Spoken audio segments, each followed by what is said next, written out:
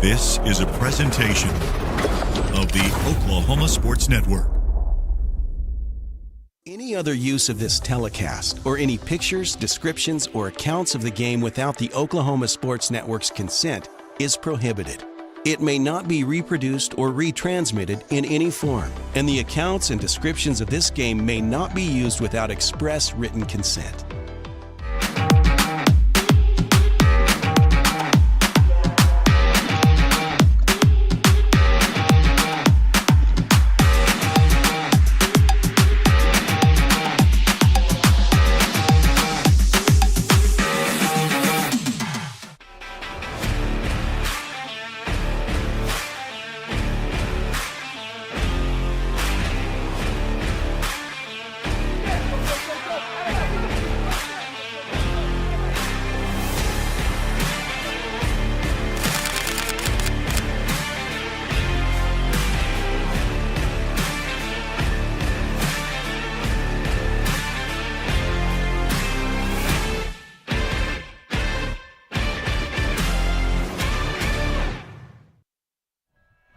Hello, ladies and gentlemen.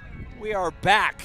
High school football on the Oklahoma Sports Network. It's a 3A, 4A clash tonight. The Plainview Indians and the Newcastle Racers collide this evening at Racer Stadium in Newcastle, Oklahoma. Uriah Martinez up top working the camera. Carson Wade on production. My partner in crime, Billy Collier. I'm Josh Calloway. Billy, it's windy out here, my guy. And thank you, Jeez. Lord, for that. It is cooling it down quite a bit. Very much. I feel like I'm having to yell to hear myself. Me too, me too. It's a breezy night in Newcastle, Oklahoma, but we're here and we're ready for football. We've had to sit around for 2 weeks since the opener where Newcastle got their season off on a great note, rolling over a really good Weatherford team here at Racer Stadium 2 weeks ago. Fast forward, they've had to sit around and wait for it, but now they're here. They get another chance to play football. 3A team coming in, a pretty good one in Plainview. Excited to learn a little more about this team. Yeah, I know a little bit about it. It's another one of those things. They played Pilot Point last week, and you can say, well, they beat them by 41 points, but what does that mean? Yeah, Texas school, right. We don't know. Yeah, right. So we don't really know that aspect. However, they had a player, Blake Stewart. He had 174 yards, which made up for all but 100 of their rushing yards. However, their quarterback, Cooper Flowers, he passed for 121 yards and did a great job at that. So they're going to have a little bit more balanced team than they had at Weatherford, but I will say at Weatherford, they handled them. I think they beat them at every aspect of the game. I wonder if it may start a little slower because they've had 2 weeks off. Yeah, I think also you have to wonder, and it hasn't been a problem the last couple of years, so I'm not even anticipating that it'll be a problem, but it's something you have to guard against if you're Newcastle. You get off to that great start. It's a game that was really hyped up. Newcastle, Weatherford's a good team coming to town. Now you got a team tonight that you're expected to be, these two teams played last year down at their place. We were there in Ardmore, down almost at the border. Newcastle won that game 30-13. It was a pretty, comfortable win. It was never really in doubt. So you have to kind of guard against a letdown, I think, a little bit for Newcastle. Like you said, a week off in between, so maybe a little sluggish possibly. Again, hasn't really been a problem the last few years in these games that, you're expecting Newcastle to win. They usually have taken care of business. But still, it's something that if you're Coach Brickman and this coaching staff, you probably have to kind of monitor a little bit this week, I'm sure. And I'm sure that was part of the message. Well, and that's what they've been working on all summer, all week, is to take care of business. I've seen this year that they're trusting each other. You see them staying in their position, playing smart. You see the defensive ends not over-pursuing and running out of the play. Right. You see the two linebackers are playing a 4-2-5, so they're going to do that most of the season. And you see kind of the two linebackers staying in there, not running at chasing at things, trusting the guys around them. The defensive backs, they're going to be pretty busy tonight. If the front six can take care of everything, you're going to have some defensive backs that are going to have to stay with their receivers. 100%. Plainview's got some guys, and we learned about that last year. It's a really good program, and in 3A, hoping to make something of their season. I just can't get back to this win. My goodness, it is like knocking me over a little bit. Hopefully, Uriah Martinez is all right up there. He doesn't get blown off the top of the press box. He's hanging on by a foot. Hanging on for dear life. All right, we're going to go ahead and take a timeout. This is the Focus Federal Credit Union countdown to kickoff. For more than 65 years, Focus Federal Credit Union has continued to deliver innovative products and services to our members about all things finances by anticipating needs and delivering exceptional member service. Stop by and experience the difference with our Tri-City branch at 1097 Northwest 32nd Street in Newcastle, member NCUA. When we get back, Billy and I will dive into a little bit of what Plainview brings to the table. Also, of course, preview this matchup. It's the Newcastle Racers, it's the Plainview Indians on the Oklahoma Sports Network.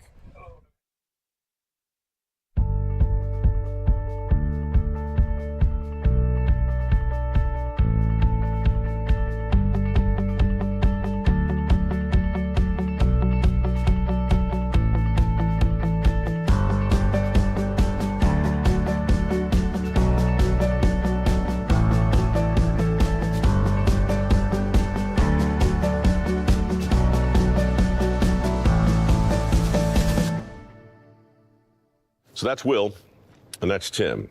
And the farm has been in the family now, how long, Tim? 100 years or so. You stopped counting. Yes.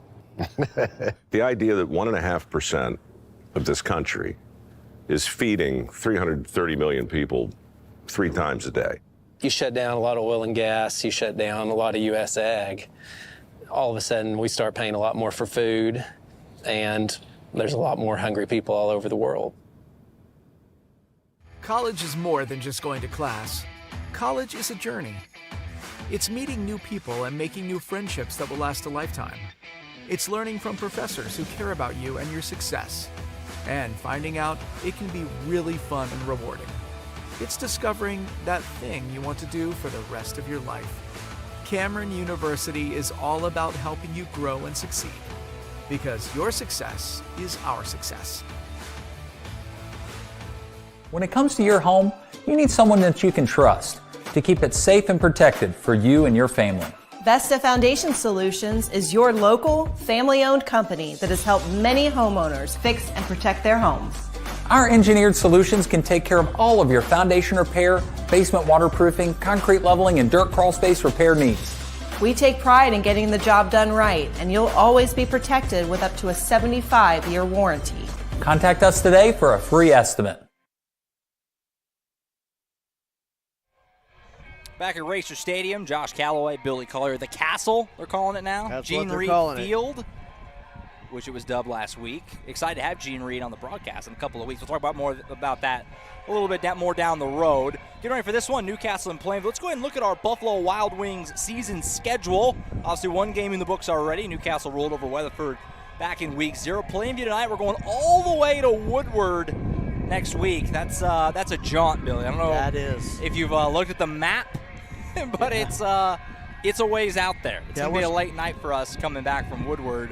We're starting on Wednesday to get there. I think our broadcast number might be the highest of the entire season because of a lot of Racer faithful probably don't want to go all the way out there, but we got you covered. We're going to be there at Woodward next week. It's another team who we saw last year that came to us. Newcastle won that game big, and we'll see what happens in the rematch next week. And obviously after that, you get into district play with Tecumseh here in a couple of weeks. Schedule brought to you by Buffalo Wild Wings. Wing Tuesdays, boneless Thursdays. Why not any day of the week? Make it Buffalo Wild Wings. 9600 service, I-44, just minutes away from Newcastle. Wings, tenders, burgers, and so much more. Buffalo Wild Wings, our schedule sponsor this year for Newcastle Racer football on the Oklahoma Sports Network. We're anticipating the national anthem here, but while we wait, Billy, Plainview, like we said, we saw these teams last year, 30-13, Newcastle won. It's a good 3A team, the Indians are. Kind of a long trip for them, obviously coming up from Ardmore. They got a decent amount of people made the jaunt. What's some, I guess, brief thoughts on what Plainview brings to the table here from what you could gather? Well, from what I've seen, just as a 3A team, the thing that they have such a kind of more balanced, I would not expect the balance in passing and rushing. I expect a lot of rushing with a few. Got to escape out of this passes. Tonight's going to be how Blake Stewart goes tonight will determine their game. I think him having all those yards opened up the pass game, and you know how the run game opens the pass game. Yeah, right. And so I think tonight, if they're going to have any success against Newcastle, he's going to have to be the workhorse. He's a strong runner. He's a shifty runner. He's fun to watch. He really is. For sure. But I think they're going to be keying in on him and Darren Cooper, who's a sophomore, to beat him through the air. So I think you're going to see kind of that approach, at least at first, with the racers. 100%. You know, a couple weeks ago, C.J. Nixon from Weatherford was here, and obviously I'm not comparing Blake Stewart to C.J. Nixon. Nixon's the number one player in the state in a couple years, things like that. But that's their guy, and he goes both ways, offense and defense. He's a really good linebacker for Plainview. So they took Nixon away a couple weeks. Can they do the same with Stewart tonight? That's a big question mark for sure. That's true. All right, here comes the anthem. We'll step aside while they do it. When we come back, continue our pregame show here on the Oklahoma Sports Network. At CFD, our mission is to deliver quality dentistry by providing big practice benefits with a little practice feel. Since 2008, we've updated our look, technology, and have added new smiles to our tenured staff to better care for you right here at home. Convenience for you is one of our biggest goals, and we often provide same-day treatment to minimize your time off work. We are open Monday through Friday to serve you. Visit cfdok.com for details. We look forward to seeing you at our big little practice.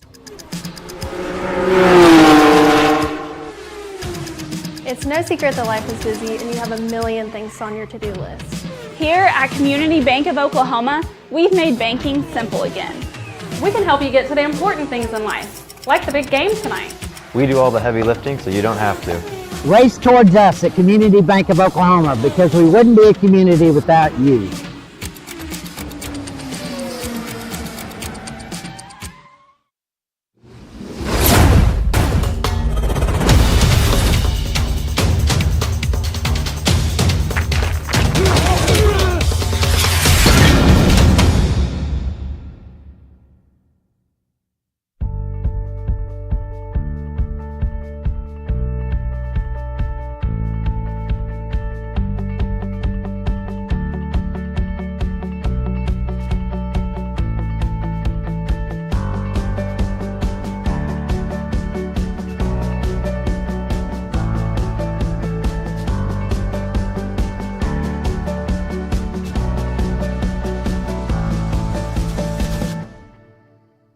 So that's Will, and that's Tim.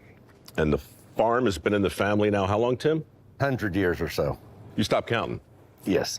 The idea that 1.5% of this country is feeding 330 million people 3 times a day.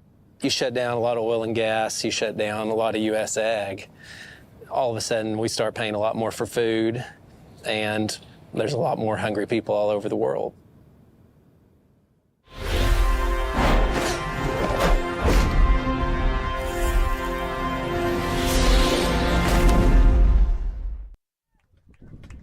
All right, back at Racer Stadium, Josh Calloway, Billy Collier on the Oklahoma Sports Network. We're getting closer here to kickoff between Newcastle and Plainview. This is a 3A, 4A tilt to get some of these, obviously in the non-district, a lot of the, bigger schools playing some smaller ones. Kind of gives you a little bit of a different look, which is kind of fun before we get into district play in a couple of weeks. Mentioned Plainview, 1-0 on the season so far, coached by Joe Price. They won 5 games a year ago. 5-5 season, just missed the playoffs in 3A, but they're expected to be in the mix certainly this season. We mentioned they rolled their opener over Pilot Point, which is a Texas program, 48-7. We already mentioned Blake Stewart, two-way player, kind of their guy. But elsewhere on this squad, they kind of got a lot of new faces on both offense and defensive line. But overall, Billy, they got some players, and this is a Plainview team that, like we said, preseason rankings and stuff, which are hard. It's high school football. There's so much turnover. But Plainview was a team that was considered, a top 10-ish 3A team. So certainly nothing to scoff at here for Newcastle, and a team that you're going to have to be ready for. What is your mind, kind of a key or a guy you're watching for Newcastle tonight? However you want to take it, in particular with the racers that you think could maybe be the X factor in this one. Well, I think the defensive line is going to be huge in this one, along with the linebackers. I think defense is what's going to really control the game tonight. If you can keep them slowed down, you can keep them from moving, I think you're going to win this game fairly handily. You're going to have to watch Jackson Burt. Got a lot of wind out here. I don't know how many passes he's going to attempt. He had 66 yards passing. That's a good point, yeah. And so it's kind of swooping around. During the anthem, you had the flag going north. Now you got it going back west to southwest. So I think there's going to be some short passes, which what I would hate is that's going to kind of cut out on the lane, Jordan Lane. And so I really hate that for them, but see how they do. Last week you had T.J. Bradford And then you also, I went blank on his name. You also had Carson Bolser. The two of them had over 200 yards. Of course, TJ had 130 yards, most of that on 2 plays. And so I think that's going to be really big. Same thing with Plainview. I say about Newcastle, you got to have a run game to have a pass game. You got to have a pass game to have a run game. So I think Newcastle should handle them fairly well. And you were right. Plainview was getting a lot of respect for the year. I think that they expect them to do very well. Again, we don't know after that win last week. It's like saying OU belongs in the championship after beating, Arkansas State. Right. So it's going to be interesting to just watch both these teams come out, and I think they're both comparable to each other. Yeah, no, it's a good point. We talked about right at the top, and I'm sure you can hear it through the microphones and everything. Yeah. It's windy out here, so how these teams kind of, how that affects the game plan, if at all. We know Jackson Bird's obviously got a cannon. If anybody could throw through the wind, it would be him. But at the same time, Newcastle's a team that likes to run the football. They have lots of guys who can do it. It's a deep, deep backfield. So how do they balance that? And then for Plainview, you got to figure, we talked about him already, but Blake Stewart, you got to figure they're going to try and feed him early. I mean, when it's windy like this, you're not going to want to really – most teams are not going to be looking to air it out too much. And like you said, the flags, which are over in the corner there, are just whipping. I mean, they are full – straight all the way out, and like you said, they're kind of going every which way. It is very, very breezy out here. So how that affects the game plans for these offenses is going to be interesting to see as we progress. And then also the kicking game, obviously, as well. I mean, Toby Batchelder obviously had a really good start to his season, but is Coach Brickman in Newcastle maybe a little more gun shy to go to him than they normally would be because it is so windy? And these are the questions that we'll have answered here shortly. We're just a few minutes away. Well, and I think two people that we haven't really talked about too much, Aiden Elcision and Hunter Berry. They played defensive ends and tight ends, but on the defensive end, they played very well 2 weeks ago. Kept everything in the middle, kept everything right there, didn't let anything go around them. Like I said earlier, didn't run up field and run out of the play. I think they're going to be very important tonight there on the ends. So, again, looking to that, I am a little wondering about the kicking game, place kicking game. Yeah. That was so beautiful last week, that 40-yard field goal. Not sure he can hit that this week unless he's kicking it towards, the home stands. So I think try to curve it like a frisbee into there with the way we got the win pretty much tonight. That's for sure. So yeah, it's gonna be interesting to see. X Factor, it really isn't that bad from a temp perspective. Relatively. The later kickoff certainly helps with that. We're also pretty much the entire field is pretty close to shaded at this point, and the wind is keeping it cooler, although it is a nuisance, I think, for the players and certainly for us. So we'll see how that shakes out. Some other games tonight in 4A2 that we're keeping a close eye on. Bethany and Woodward play tonight. That's an interesting game. Obviously, those are two teams that we'll see later this year. So that's going to be a fun one to keep a close eye on. We'll see Woodward next week, Bethany later on in the season. Blanchard and Piedmont tonight. That's a fun one. Piedmont is one of those just rapidly growing programs. Tuttle is in Noble tonight, and then Tecumseh, who we'll see in 2 weeks' time, is in Seminole tonight. So those are some 4A2 games that we're going to be watching closely this good evening on the Oklahoma Sports Network. Other games that are on OSN, we have 6 other games on our airwaves tonight in addition to our ball game here between Newcastle and Plainview. Really good game between Carl Albert and Muskogee. That's a 5A versus 6A2 matchup. That's one of the better teams in 6A2. Obviously, we know what Carl Albert is this year. That's going to be a fun one. We have a trio of all OSN matchups with Elgin playing Cash, Lawton High taking on Lawton MacArthur, and Eisenhower taking on Altus. Those are all OSN schools playing each other, which is always kind of fun.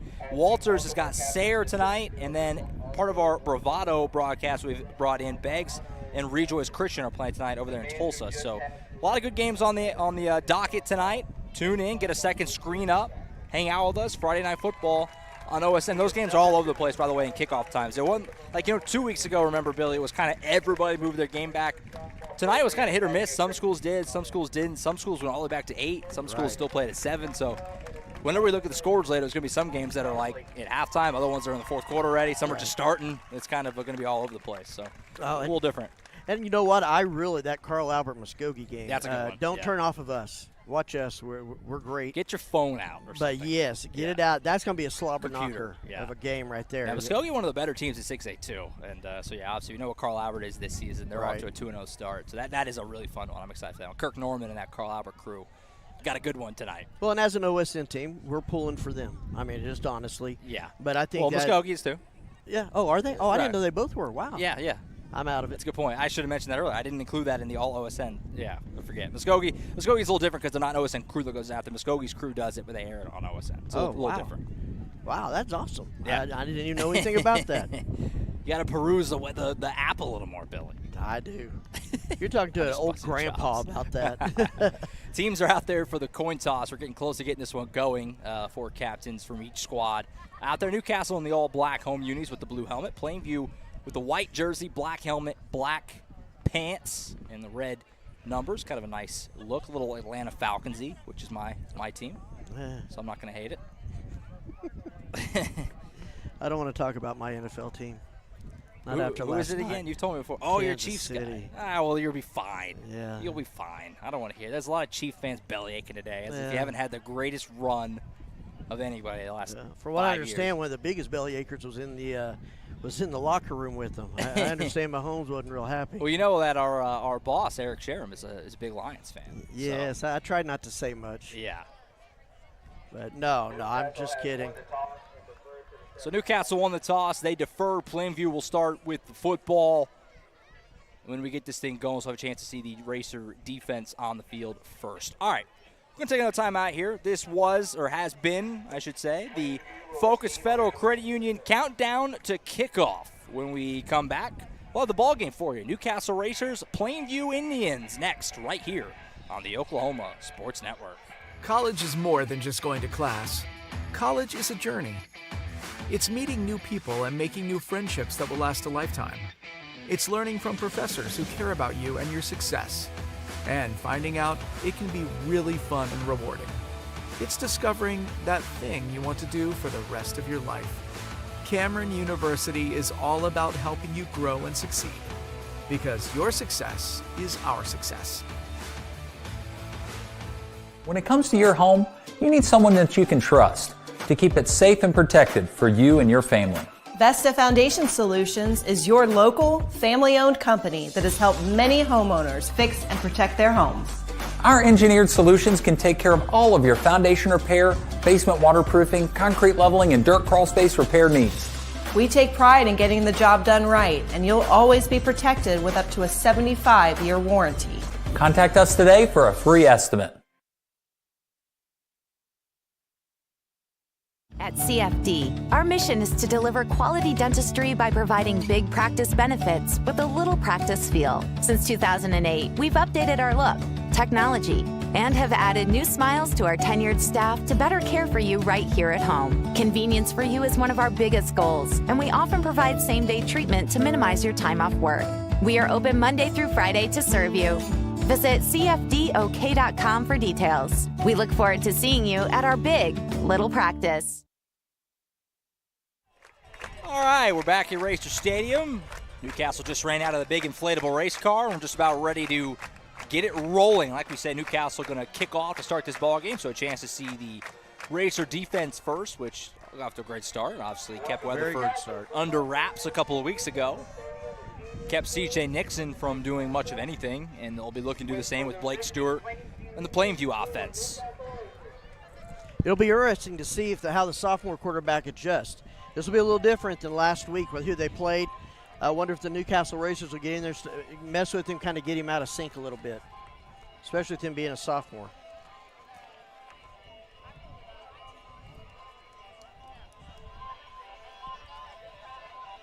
Week 2 of the high school football season. Newcastle off to a good start a couple weeks ago. Had a week off to kind of look at the tape, feel good about it, but now you're back to it. And now from here until the end of the season, every week, no weeks off, and we'll be with you every step of the way on the Oklahoma Sports Network. Thank our first quarter sponsor while we're waiting to kick this thing off, which is a long and loyal sponsor for us, Chris Dumm, All-State agent. Chris knows what life is like here in Newcastle, that you choose your car and your home to fit your lifestyle and your budget. He also knows how important it is to do the same when it comes to insurance. He looks forward to getting to know you and helping you find the solutions that meet your needs. Call him today at 405-392-2390. Also want to thank our kickoff sponsor as the teams get ready to head on out there, which is Auto Accessories Unlimited. specializing in custom paint and body for cars, trucks, boats, RVs, you name it. Paint and body collision repair and modifications as well. 5600 Huetner Drive in Norman. Call them at 405-360-8855. Auto Accessories Unlimited, our kickoff sponsor. So Toby Batchelder will do the honors. Back to return for Plainview. Looks like we got number 23 back there, which is Shepard Sizemore, part of a really good receiving duo for them, and Hudson Hobbs, the other of the two. I wrote both those names down as kind of their receiver duo, and they're both back to return. A lot of alliteration. They really like alliteration over there, Plainview. Hudson Hobbs, Shepard Sizemore. Spot is down, and we're ready to go. Batchelder gives it a boot. Hobbs will have a field on it, and he's actually going to let it go over his head. It bounced at about the 1 or 2 yard line, goes into the end zone for a touchback. And away we go in week 2 of the high school football season on the Oklahoma Sports Network. That's pretty impressive with Batchelder. He's kicking it more or less into the wind. Pretty much into the wind, yeah. And they hit on the 3 yard line and bounced in just barely, just went past the flag there. But that was an excellent kick. He kept it low, and it was kind of a line drive. So a first look at the Plainview offense. At quarterback is Cooper Flowers, sophomore, checking in at 5'11", 140 for this Plainview offense. So a young gun, kind of Jackson Burt was a couple years ago, starting as just a sophomore. Flowers in the gun. He'll take the snap and pitch it. This is to Stewart, who bounces it outside, and he's got nowhere to go. He might have even lost a yard or so there. We mentioned him, Blake Stewart, the senior, goes both ways for this Plainview team, running back and a linebacker, and he's kind of their guy. And a good start for Newcastle defensively as he lost about a yard. Yeah, that's good horizontal running. I mean, they really cut that off over there. That's one that gave them a lot of success last week in the video I watched, and the defense got over there and kind of cut that off. Second down and 10 after the pitch out to Stewart didn't go anywhere. They'll go back to him, handoff here, bounces it inside, breaks a tackle, and he's loose. Blake Stewart racing down the left side, and he's all the way out to the 45-yard line. For a moment like he was bottled up, then for another moment like he might go all the way. Ends up getting a big gain out of it, though, all the way out to the 45. Well, and if you'll notice, he did something that I don't see many running backs, especially at this level. He got right in there and stopped and kind of let the action pass him, and then he shot out of there. And that was good pursuit on the defense getting back to him. But he's a strong runner. He'll carry some guys. Blake Stewart measured at 6'2", 200. Pretty big for a high school running back. And a good start for him. Keep feeding him. Comes up the right side here, bottled up again, but he's going to bounce off. Have a flag come in at the bottom of your screen. Meanwhile, he got ahead for about 2 yards, 2.5, but we'll have to see what the flag is. Yeah, you saw Lovejoy there come out with the ball. And, of course, he was ready to say, hey, it's our ball. And the ref said nope. That's what the flag is here. Looks like they're giving about 2 yards, but not going to mean anything. Not sure which way this is going. Looks like it's going to be a hold against Plainview, and it is. Okay. So the Indians' first transgression of the game goes against the road team. Well, that's one thing I got to say about the game 2 weeks ago. It was a pretty clean game for Newcastle. Didn't see a whole lot of really, flags. kind of that whole game was. You know, you kind of expect, especially week 0, playing a week early, if you want to call it that, and it really wasn't that bad. Well, and that was something we mentioned in the coaches' show, that they were running that hurry-up offense, but it seemed like they got the communication down. They didn't see a lot of jumping off sides or false starts. It's a really good start. So first down and 20 back at the 35 after the penalty. Flowers will take the snap, play action, fire out to the hash, bobbled and caught. Getting across the 40, catch by Jaden Smith, who's a freshman, not the son of Will Smith, different Jaden Smith. About a 7-yard gain. Was good. Yeah. That's good. Gave him 8, I guess. Yeah, I didn't give him any yards after his catch. Defense was right there. It was a little high. He bobbled it at first, but he did a good job sticking with it. Yep. Gives him a second down and 12. 3 receivers set for Flowers. Stewart, the running back, with him. I'm imagining Stewart's going to play pretty close to every snap in this game. Flowers back to pass. Going to bomb it deep, and he's got a man. Oh, he just overshot him. Braden French got loose down the middle. And, boy, that was not a bad throw by Flowers, just a little too much. Maybe the wind played a part in that. I think it did. I think it blew it a little ways away from him. Wind's at his back right now, yeah. Yes. So. But that goes to show you what he will do. You're looking in at Blake Stewart. You're not expecting 2 passes in a row. and then he comes out and throws a long one like that. You're right, yeah. Kind of the box loaded up, ready for Stewart, especially after that run he broke earlier. All of a sudden, Braden French kind of leaked out. And if that throw was on him, that would have been a big gain. Yes. So it's 3rd and 12. Newcastle a chance to get off the field. Flowers takes the snap. Back to pass. Got a good pocket. He'll fire over the middle, and it's caught. Nice hands grab just past the marker for Shepard Sizemore. And that's a first down. I'll tell you what, that was a dot of a throw by Cooper Flowers and a nice catch by Sizemore, all hands. That was a great catch. You did not hear it. You didn't hear any pads get hit. Good pass just up and over the linebackers' heads and right to him. Gotta say, first few plays here, really impressed with Cooper Flowers. That's a couple of nice. I mean, he missed out for that deep ball a little bit over the top, but that throw right there to Sizemore, there was 3 or 4 black jerseys around that, but he put it right on the money. So first down, handoff goes to Stewart up the middle, slicing his way through, down to the 38.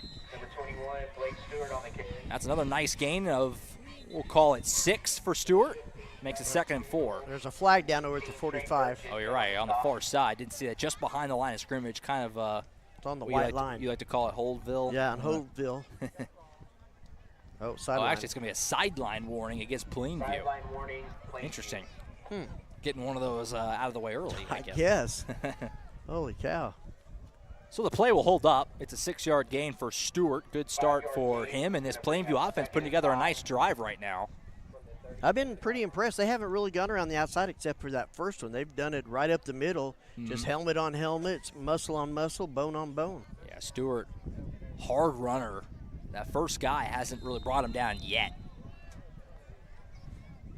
So 2nd down and 4 for Plainview. First drive of the game, just about 3 minutes in. Flowers will give it back to Stewart up the middle, popping through, running hard. Falls forward. That's going to be another first down for Plainview up to the 33-yard line. You almost get the feeling that they're feeling each other out right now. You're kind of seeing, but boy, tell you what, Stewart, he's a man among boys the way he's running right now.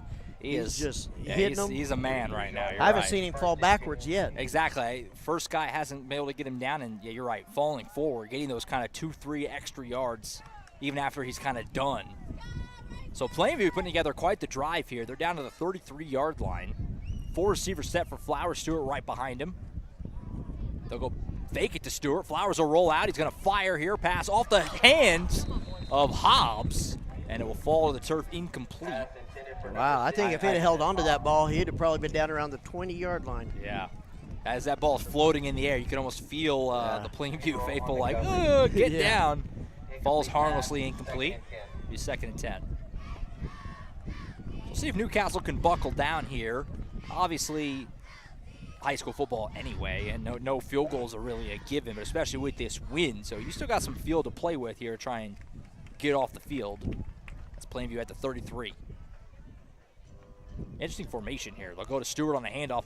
Bounce it to the left side. Ball came out. It's on the turf, but Stewart got back down on it, but that kind of killed his momentum, obviously. He only gets about a yard out of that. Yeah, that's the first time you saw him fall backwards. Of course, he had to get that ball. Go get the ball, yeah. But no, that's one of the shortest runs up the middle he's had all night. So 3rd and 9, another chance here for Newcastle. Gotta figure Plainview probably goes for any 4th downs in these spots unless they get a big loss here. So probably have 2 downs to work with here if you're Coach Price and Plainview. I believe so, yeah. So I think if this win did go in the end zone no matter who punted it. 3rd and 9. Flowers will take the snap, hand off to Stewart, bounce out the left side. He's got some room there. Can he get around the corner? Good job running him down. I think that was Burchett, number 16, who just couldn't quite let him get around that corner. Wrangled him down at the 30, sets up a 4th down and about 7. Yeah, as Burchett and Lovejoy just right there on him. He carried him maybe a yard, but then he went down pretty good. So now they got to see what they can do with 7 yards. Big opportunity here now for Newcastle to get off the field as expected. Plainview's going to roll the dice and go for it. No reason not to really at this spot in the field. Racer fans getting loud on this 4th down. Big spot. Flowers takes the shotgun snap. He rolls out to his right. He'll step up in the pocket. Pressure from behind. He's going to fire it deep to the end zone. Got a man. Batted away. Pass breakup. Looks like that was Shanuel who got in there and swatted that thing away. Yeah, Flowers got popped on that throw. Hunter Still Berry. got out there, even despite. Hunter Berry got depleted right there, right as he let that ball go. And that was great defense, way to stay with him. But I'm impressed he got up. So a good job by the Racer defense. Gave up a few first downs there, but buckled down and got the stop. Now we've got a first look at Jackson Burt and this Newcastle offense, which has got a lot of guys that can catch the ball and a lot of guys who can run the ball. We learned that a couple weeks ago.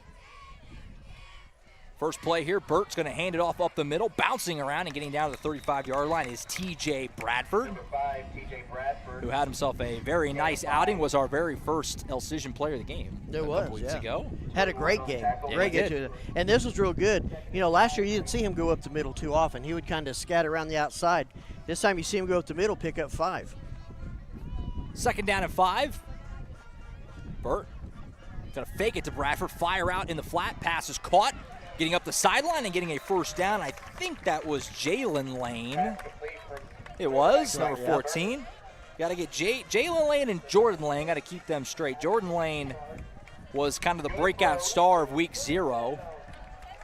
Well, and you got Plainview. They're playing pretty aggressive defense out there, so something like that will slow them down because that could have gotten worse if they hadn't had a couple of guys over there. Up to the 41-yard line, 1st and 10. Burt gives it to Bolser here. Bolser running hard right up the middle, popping off guys. Gets down just shy of midfield at the 49. Call it a second down and a long 2.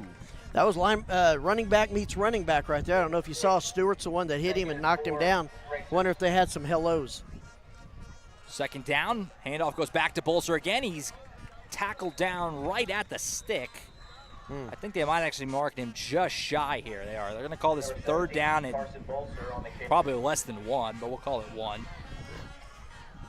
You know, when I was announcing, I'd call it a short one or a long one, but it's just inside there. Just past the midway point of the first quarter. Good start for Newcastle offensively here. Defensively, a little bend but don't break action. Got the stop on 4th down. Now they're on the move. 3rd and 1. Back to Bolser again. He's going to pick up the first down. Didn't get it by a lot, but he did get it.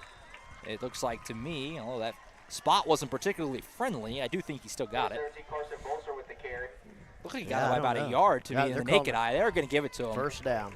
To the naked eye, I thought he picked it up by a yard or so, but then the spot came down. It was pretty close, but he does get it.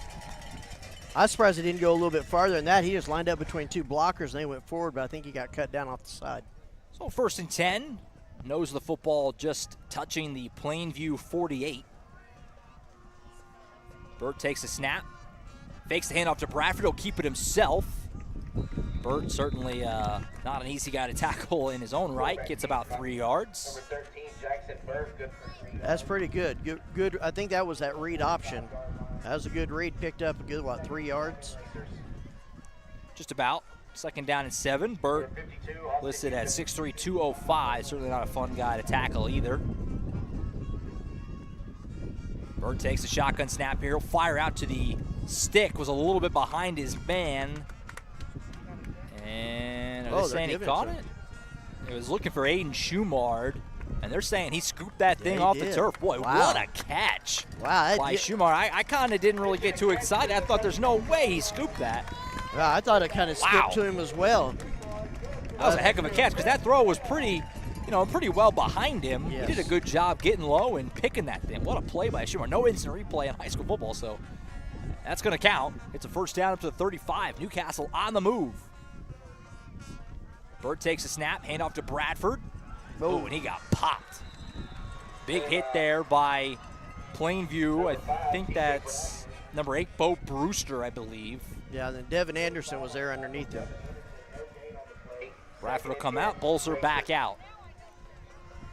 They're hitting in there, guys. Oh, yeah. There are some hard pops. This Plainview team is not shying away from contact these first couple drives.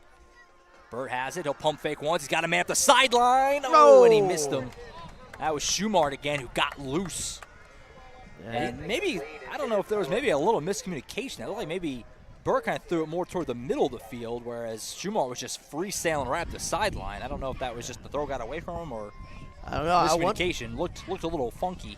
I wonder if Schumard was surprised at how open he was after that first juke because he didn't have anybody for about 10 yards. So they got 3rd and 10. Same thing earlier for that Plainview had. Newcastle probably in 4-down territory here, so probably have a couple plays to work with. They'll go with Lane on a jet sweep, and he breaks the tackle in the backfield, and then he gets blasted at the 35. Big hit there by Sizemore, and he lost about a yard. Now you got 4th down and 11, and you're kind of in no man's land right now if you're Coach Brickman. My feelings is you got to punt this. You're going into the wind, so the chances of it getting to the end zone are not that good. And I think you don't want to give them less green to deal with than you did last time. See what they do. It's certainly not out of the realm of possibility that Burke could pooch this. Got a 4-receiver set. We'll see what they decide to do here. 4th and 11. They are going to go. Burt, play action. Back to pass. Will fire over the middle. Got Heskew. It's caught. Wow. And he's got the 1st down inside the 25. Great. That throw had smoke coming off it. I tell you what, somebody we didn't hear a lot about before the season was Rex Heskew, man. He is just doing phenomenal. Great game last week. 1st touchdown of the year, and then grabbing that one. That was our first look at our Eric Ledoux State Farm instant replay of the season. I'll tell you more about him in just a moment. Run up the middle here from Bolser. Doesn't go far. I want to welcome Eric Ledoux. He's our new sponsor. He's our instant replay sponsor. He is your State Farm agent here in the Tri-City. Call him with any insurance questions or needs you may have at 405-392-3992. And remember, like a good neighbor, State Farm is there. So shout out Eric Ledoux, our new instant replay sponsor. Yeah. Welcome to the family. We got Chris Dunn Allstate in the corner, and Eric Ledoux is our instant replay. We got you covered on insurance all around. 2nd down after that short run. Burt back to pass. He's going to fire in the middle. Got a man. He's caught. That's Lane again. Jordan Lane. He's not done. Touchdown, Newcastle. That was a great play. Great route. He is very sharp on those routes. Good cut inside. Lost the defensive back. And I wonder if that momentum of picking up on the 4th down was what they needed. Took it into the end zone. 23-yard TD. Jordan Lane, fresh off his big debut. I talked about that a little bit earlier, and he didn't take long to make his presence felt in week 2. Extra point for Batchelder is through, and Newcastle on the board first. It's 7-0 Racers here in Newcastle. Racer defense back on the field after this on the Oklahoma Sports Network. At CFD, our mission is to deliver quality dentistry by providing big practice benefits with a little practice feel. Since 2008, we've updated our look, technology, and have added new smiles to our tenured staff to better care for you right here at home. Convenience for you is one of our biggest goals, and we often provide same-day treatment to minimize your time off work. We are open Monday through Friday to serve you. Visit cfdok.com for details. We look forward to seeing you at our big little practice.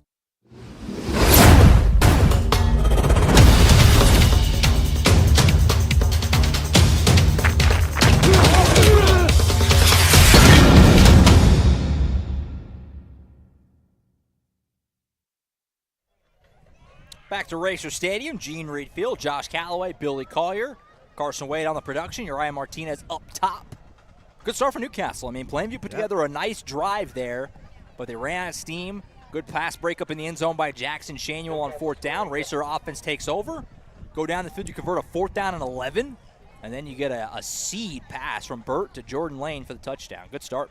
A really good start, and you can't help but think, what does this do to Plainview? Does it affect them at all? Does it bother them even a little bit? That they go down, they're doing real good and get stopped. Newcastle goes down, looks like they're going to get stopped, and then they get in and score a touchdown. It's a good point. I mean, you're a road team and you're an underdog, you're the smaller class, right? And you're hoping for a good start, and you were off to that good start, putting together a nice drive. Didn't finish it, though, and then, like you said, now you're in a hole. Yep. So we'll see where I go from here. Kickoff is away, fielded by Hobbs just inside the 10. And he breaks a tackle at the 20, breaks another tackle, but a gang of Racers are there to put him into the turf. And Plainview will start at about the 20, give him up. Looks like they're going to give him about the 22 to start this drive. He got a favorable spot there, and that's fine. They're driving him back and just taking turns hitting on him till he fell down. So that was good start there. He bobbled it a little bit as he caught it. Let's see if the defense can stand up a little bit earlier this time. So 1st and 10 for Plainview, who, like you said, got to a good start on their last drive, picked up several 1st downs, even after that holding that backed them up. Some nice throws by their quarterback, Cooper Flowers, but eventually failed a 4th down in Racer territory. We'll see what they do this time. Flowers is going to fire to the far side. Only one-on-one out there. Broke a tackle, and he's loose. So this is Sizemore racing down the left side. He's inside the 30. He's going to go all the way. 78 yards. Shepard Sizemore from Flowers. He broke one tackle and then just took off. Yeah, that was a great run. Had him out there on man-to-man. Yeah. And took it 78 yards. Great job, good run, great speed.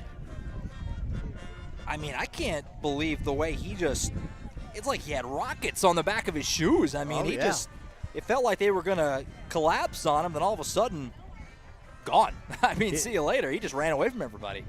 Well, I guess we don't have to worry about, how they felt after Newcastle scored. No kidding. That's a response. One play, 78 yards. Extra point is booted through, and just like that, we're all even. 7-7, 2:06 to play in the first. Timeout on the field. We'll take it with them on the Oklahoma Sports Network.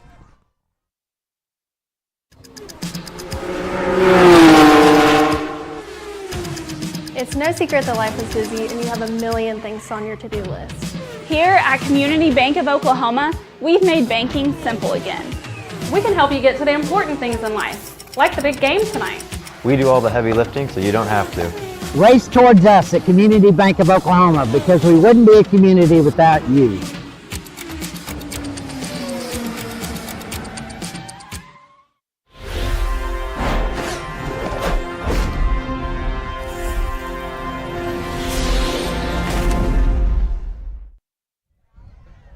Back at Racer Stadium, Josh Calloway, Billy Collier.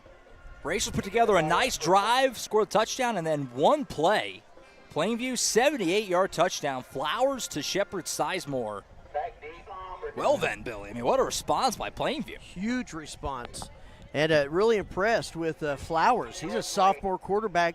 He got his ear hole hit down here, and then he put that right on the money and then watched his receiver score. Well, that felt like trouble because, like you mentioned earlier, it was just one-on-one out there. If the first man couldn't make the tackle, there was a lot of green. Kickoff's going to take Bradford into the end zone, and it'll be a touchback. There was a lot of green between Shepard and the end zone after that first man. He made a miss, but then still Newcastle was going to have a good chance to wrangle him, but he just took off. I know, it's like he had a second gear. He did, seriously. I did. I thought they were going to shifted, kind of cage him in right there, and then all of a sudden there's like smoke, and it just was gone. So we're even up 7-7 just like that, and Racer offense back out there looking to respond.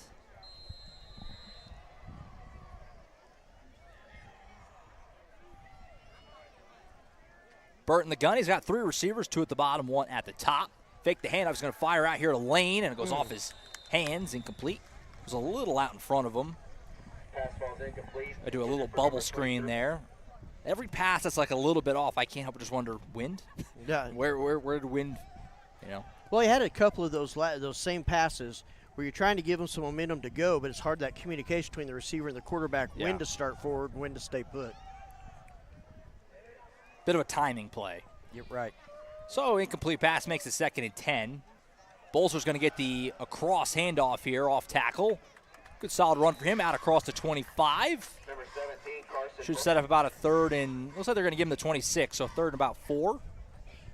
That's a good run. Again, they're running TJ up the middle and they're running Bolser around the side, so it's like they're trying to change things up even with them. Bolser comes off. Bradford in on 3rd down here.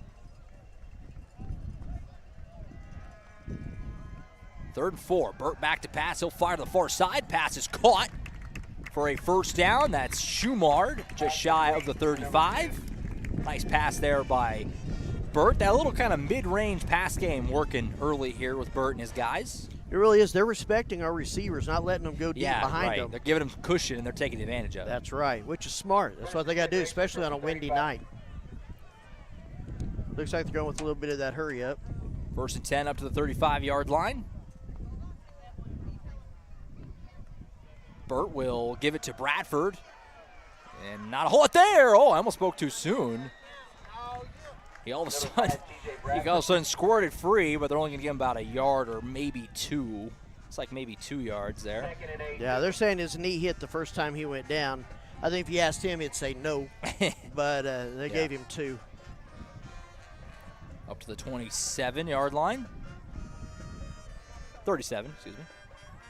I'm blaming the scoreboard. Second down and 8. Surprised they're taking their time. I figured it'd speed it up. Burt, handoff goes to Bradford again. He'll bounce out, break a tackle. He's got the first down and more. Racing across the Newcastle midfield logo right at about midfield. And that's another first down for Newcastle. Yeah, that looked like TJ. That looked like him. Yeah, that was a hard run right shot there. left and running there. And he popped up. He was happy about that. Quickly up to the line. Here's that no huddle you were looking for, that tempo. We'll go back to Bradford again. Short gain here of about 2. That might end the first quarter unless they go real quick. Newcastle. And it looks like they're not going to be able to get this play off, and so that will do it in the first quarter. Fun start to this one. Newcastle and Plainview 7 apiece after 12.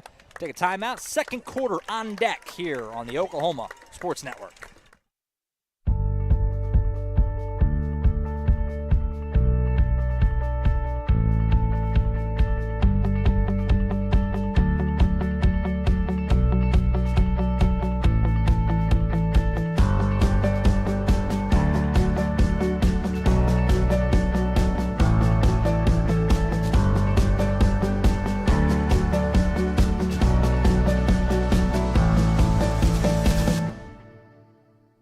So that's Will, and that's Tim. And the farm has been in the family now how long, Tim? 100 years or so. You stopped counting? Yes. The idea that 1.5% of this country is feeding 330 million people 3 times a day. You shut down a lot of oil and gas, you shut down a lot of U.S. ag. All of a sudden, we start paying a lot more for food, and there's a lot more hungry people all over the world.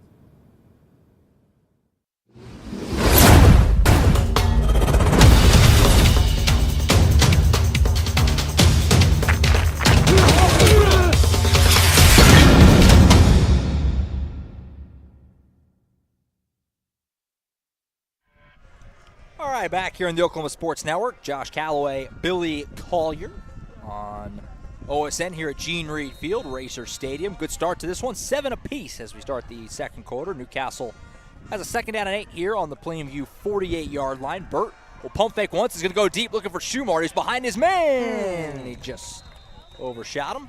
Pass intended for number 2. Yeah, you can tell you're probably going to pass a little bit more now that you got the wind at your back. That was just a little bit farther out there And than I maybe think that you played could a have part reached. in that one right Could there. You saw be. Flowers miss his man a little deep going this direction. About in the same spot. So it'll be 3rd and 8 for Newcastle. Burt takes the shotgun snap. Gonna set and fire over the middle. Oh, what a Great catch! catch. At the 35, there's that man again, Jordan Lane. This kid has got some. He's got some juice. Yes, he's going to be a special player. You better get used to seeing catches like that with him. That was it a stellar grab. My Never goodness. hits the pads. That's a good catch by anybody, let alone a freshman. What a snag, and that's a big first down for Newcastle up to the 36.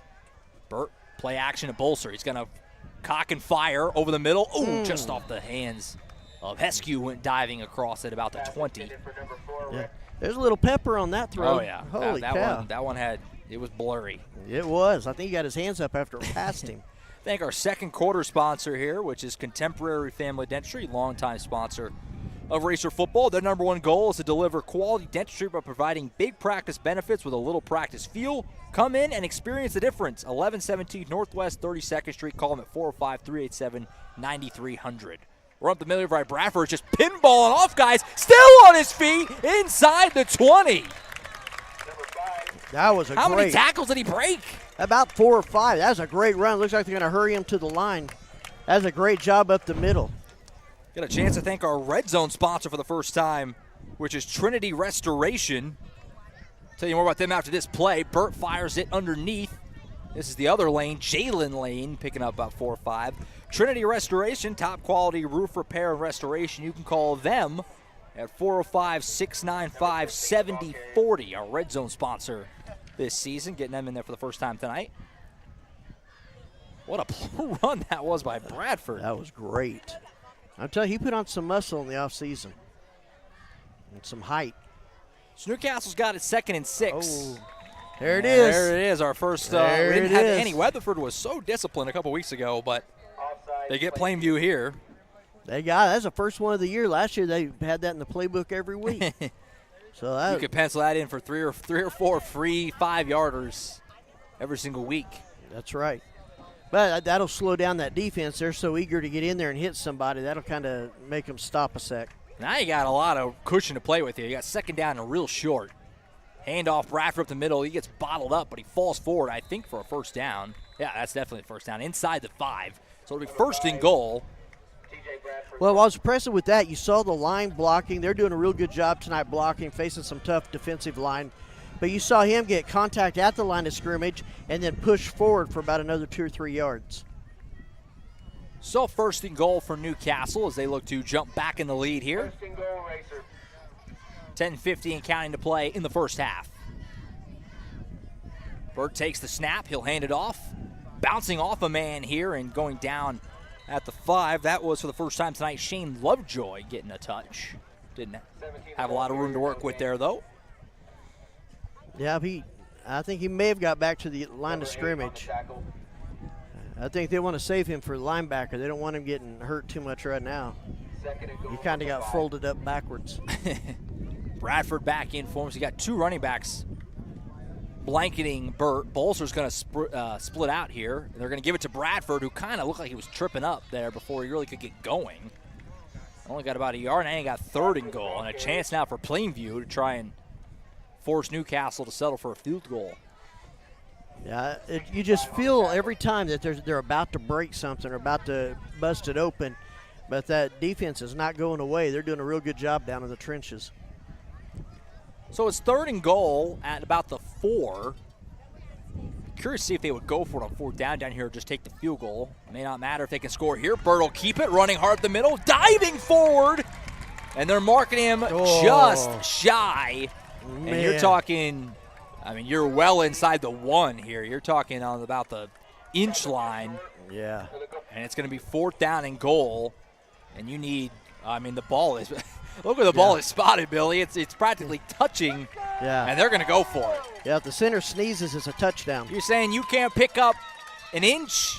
They're saying we can, and we got a timeout here taken by Plainview. They want to make sure their ducks are in a row here before this big play. What a big spot early in this game, Billy. Well, it is. It's a big one of those decision moments.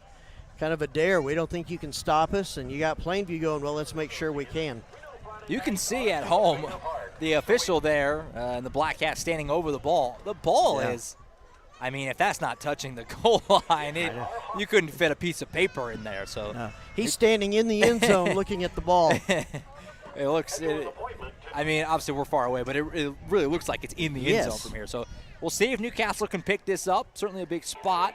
I always, and I've said this the whole time we've been doing this, I always like to go for these because if you don't get it, look where they are. Right. You know what I mean? So I roll the dice here 9 times out of 10, and I would anticipate Newcastle will do the same here and go for this. Well, and you remember 2 weeks ago, Weatherford was down like this. They forced a fumble, had the ball on about the 10-yard line. Good point.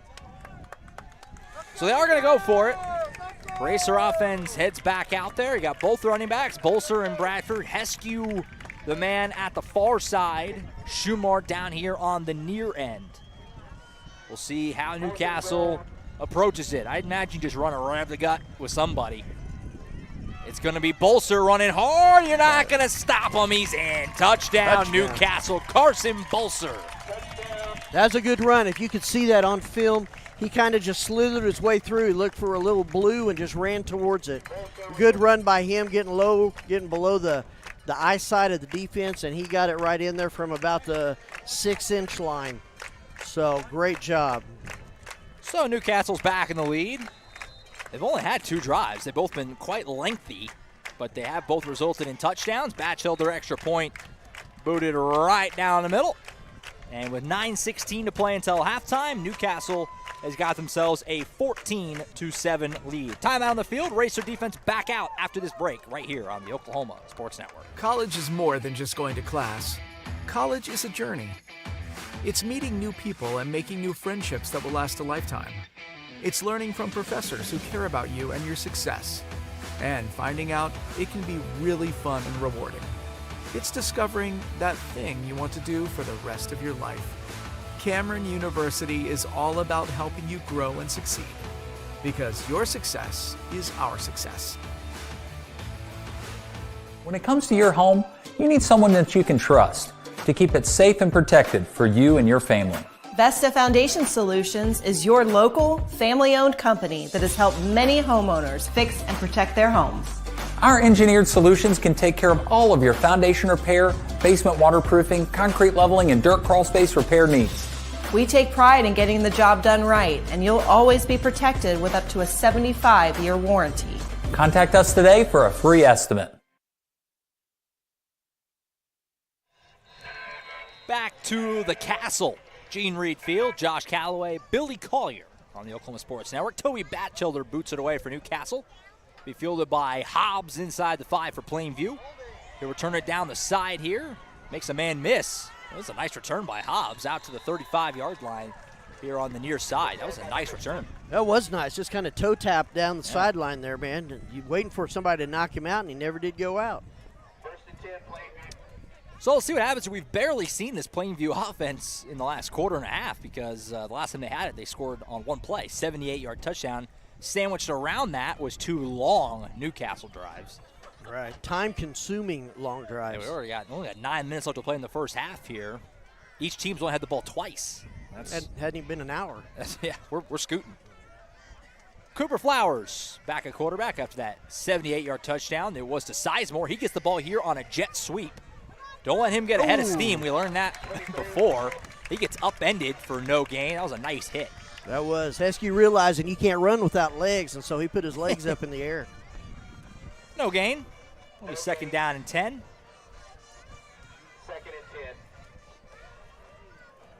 10. 8:44 and counting to play in the first half. Stick with us at halftime as well. We'll obviously stream doesn't go anywhere. You can watch the bands perform and all that good stuff here at Racer Stadium.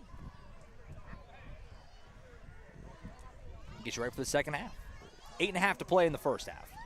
Handoff is fake to Stewart. Flowers going to fire out to Sizemore. Makes a man miss. And that's going to be a hold. This play is going to come back. Not that he went real far. Good tackle by Lane. But that hold is going to be charged to French. And Plainview is going to be going backwards here. That was a good job by Burchett. He knew you'd get back there to him and tried like ever to get back to him. Had to be held. So there's a hold on Plainview. You know, I'm a little surprised. And, I mean, you're not going to argue with a 78-yard touchdown, but the last, I don't know, 6, 7 plays or so, they've kind of gotten away from running Stewart after he, was off to such a good start. That is a surprise, but remember they did the same thing with Nixon a couple weeks ago. And I'm not going to pretend to be a coach. Right. I've never played the game, but it is kind of surprising. It was off to a good start, but they've kind of gotten to the passing a little bit. Again, you're not going to argue with a 78-yard touchdown, but no. Now you're in a hole where you probably have to throw. You're 2nd down and a lot. Well, and he's got an arm. It's kind of surprising they're not going a little deeper. Going into the wind now. That's true. 2nd down. Flowers will throw. He's going to tuck it and run here. I don't know if that was designed or if he just didn't see anything. Ends up getting caught from behind. Decent pickup, but just a slight dent here, and still got a long way to go. They're at about the 30. They got to get all the way to the 44. Yep. So call it 3rd and 14 or so, 3rd and 15 maybe. It looked like Big Taj Smith just fell down on his legs and didn't let him use them. So that was a good job by your defensive tackle.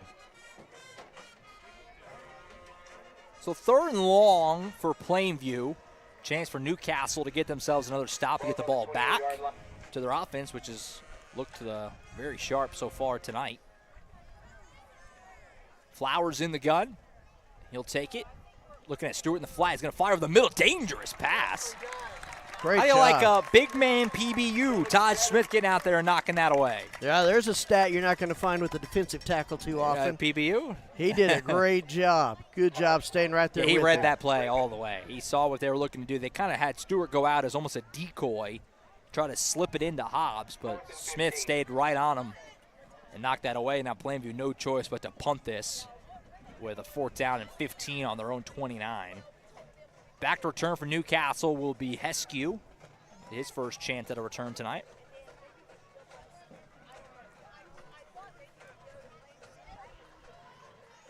Low snap, scoops it, and that's a bad punt. That didn't go anywhere. It's going to bounce just shy of the 40. Takes a little bit of a Plainview roll, but it's going to be some darn good field position for Newcastle at the 43. Not a good punt there. Boy, I just did some praying. It almost came right down on Downing's head. So that was a good job. Where he was standing, you're not expecting to have to deal with punt landing on you. Just kind of shanked it. And so Newcastle sets up 1st and 10 on the Plainview 43. So really good field position here to try and get themselves a 2-score lead. Well, with 7 minutes left, they can draw this out as long as they want.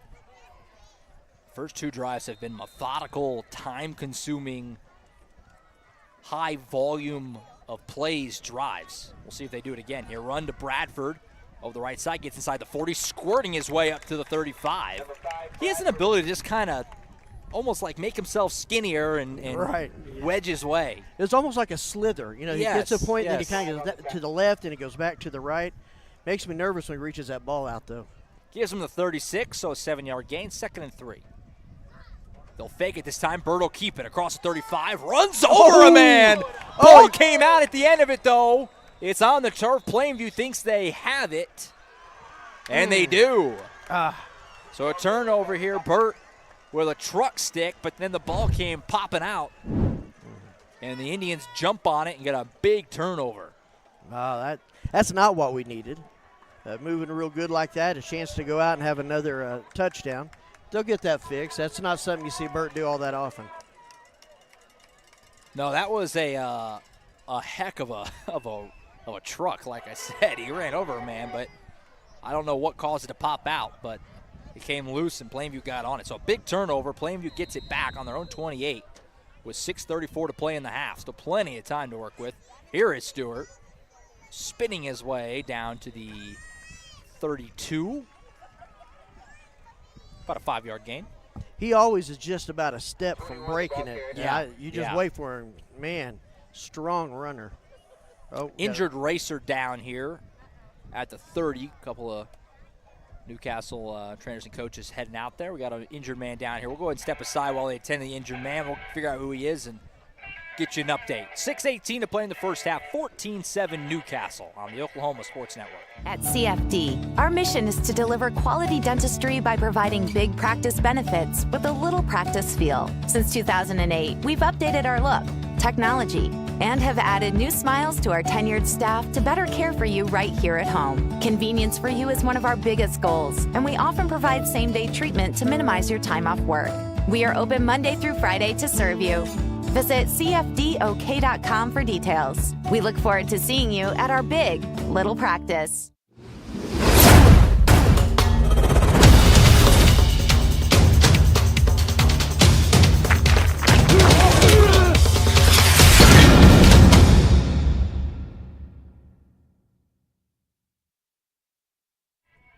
All right, back at Racer Stadium, Josh Calloway, Billy Collier. Believe the injured party is number 26, Brady Rice. That's who it looks to be, and he's headed straight to the locker room here. He's kind of favoring that right arm or so, right arm, right shoulder.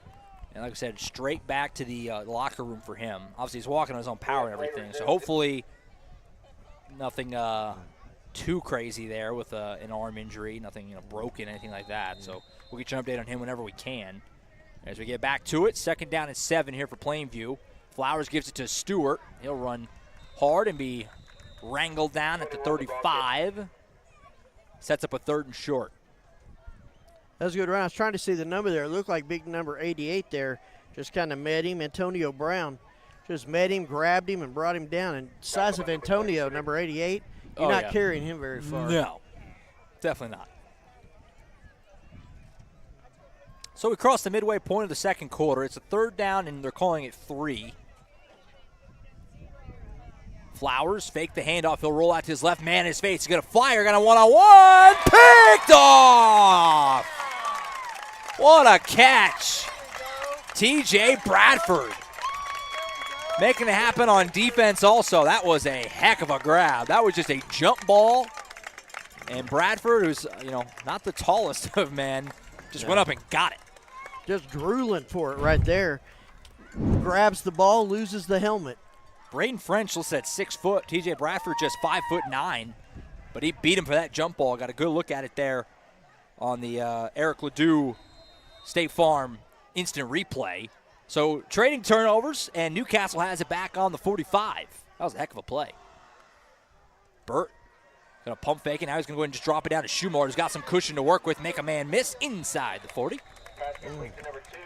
I love it when the plays are right there in front of us. You really feel like you can just reach out and almost catch it. Yeah, it's awesome. I wish he'd have looked downfield. He had Jordan Lane all by himself at about the 20-yard line. Yeah, it looked like he wanted maybe to go deep, but he just couldn't help but take. There was nobody within 5 yards of Schumard, so he just like, I'll take it. I'll take the gimme yards. Bolster at the middle here, breaks a tackle, breaks another one, cuts back inside the 30, spin move down just outside the 20. Wow. What a run. That is good. That is power running along with kind of scatting and really some shiftiness in there, some dancing around. Down to the 21-yard line, Racers on the move, trying to build on this lead. Burt going to fire out to Heskew. He's got it inside the 15. Back into the Trinity Restoration red zone. As Newcastle on the move here. Looks like they're going to speed up or hurry up offense. Second down and short inside the 15. Burt, handoff to Pulser. Run behind his blockers, bounces off a man again, spins down inside the 10. That'll be another first down. It'll be first and goal for the black and blue. It's looking like the defensive line's getting a little bit tired. You saw in the first, especially the first quarter and the first part of the second quarter, guys weren't able to bounce like that off of them. I mean, we're not privy to any kind of advanced stats, obviously, but time of possession's got to severely favor Newcastle in this game. I mean, you figure one of Plainview's drives was one play. Right. And Newcastle's had these big, long drives. Defense has been out there a lot. Pass out in the flat here. This is Jalen Lane. He dives across the pylon, and he's in. Both lanes getting in on the action. Jordan earlier, Jalen here. That was a great call right there. You had a guy out there not blocking because that would have been a penalty, but just standing in the way and gave him the time and the room to get into the end zone. That was great plays there by Newcastle, and I think you're absolutely right. Time of possession is greatly in Newcastle's favor. If you take one play away, you're looking at an over in this game, 20-0. So, the second touchdown pass of the day for Burt. One to each lane. Extra point is good for Batchelder, and Newcastle's got a 2-score lead. 21-7 Newcastle. 4:10 to play in the first half on the Oklahoma Sports Network.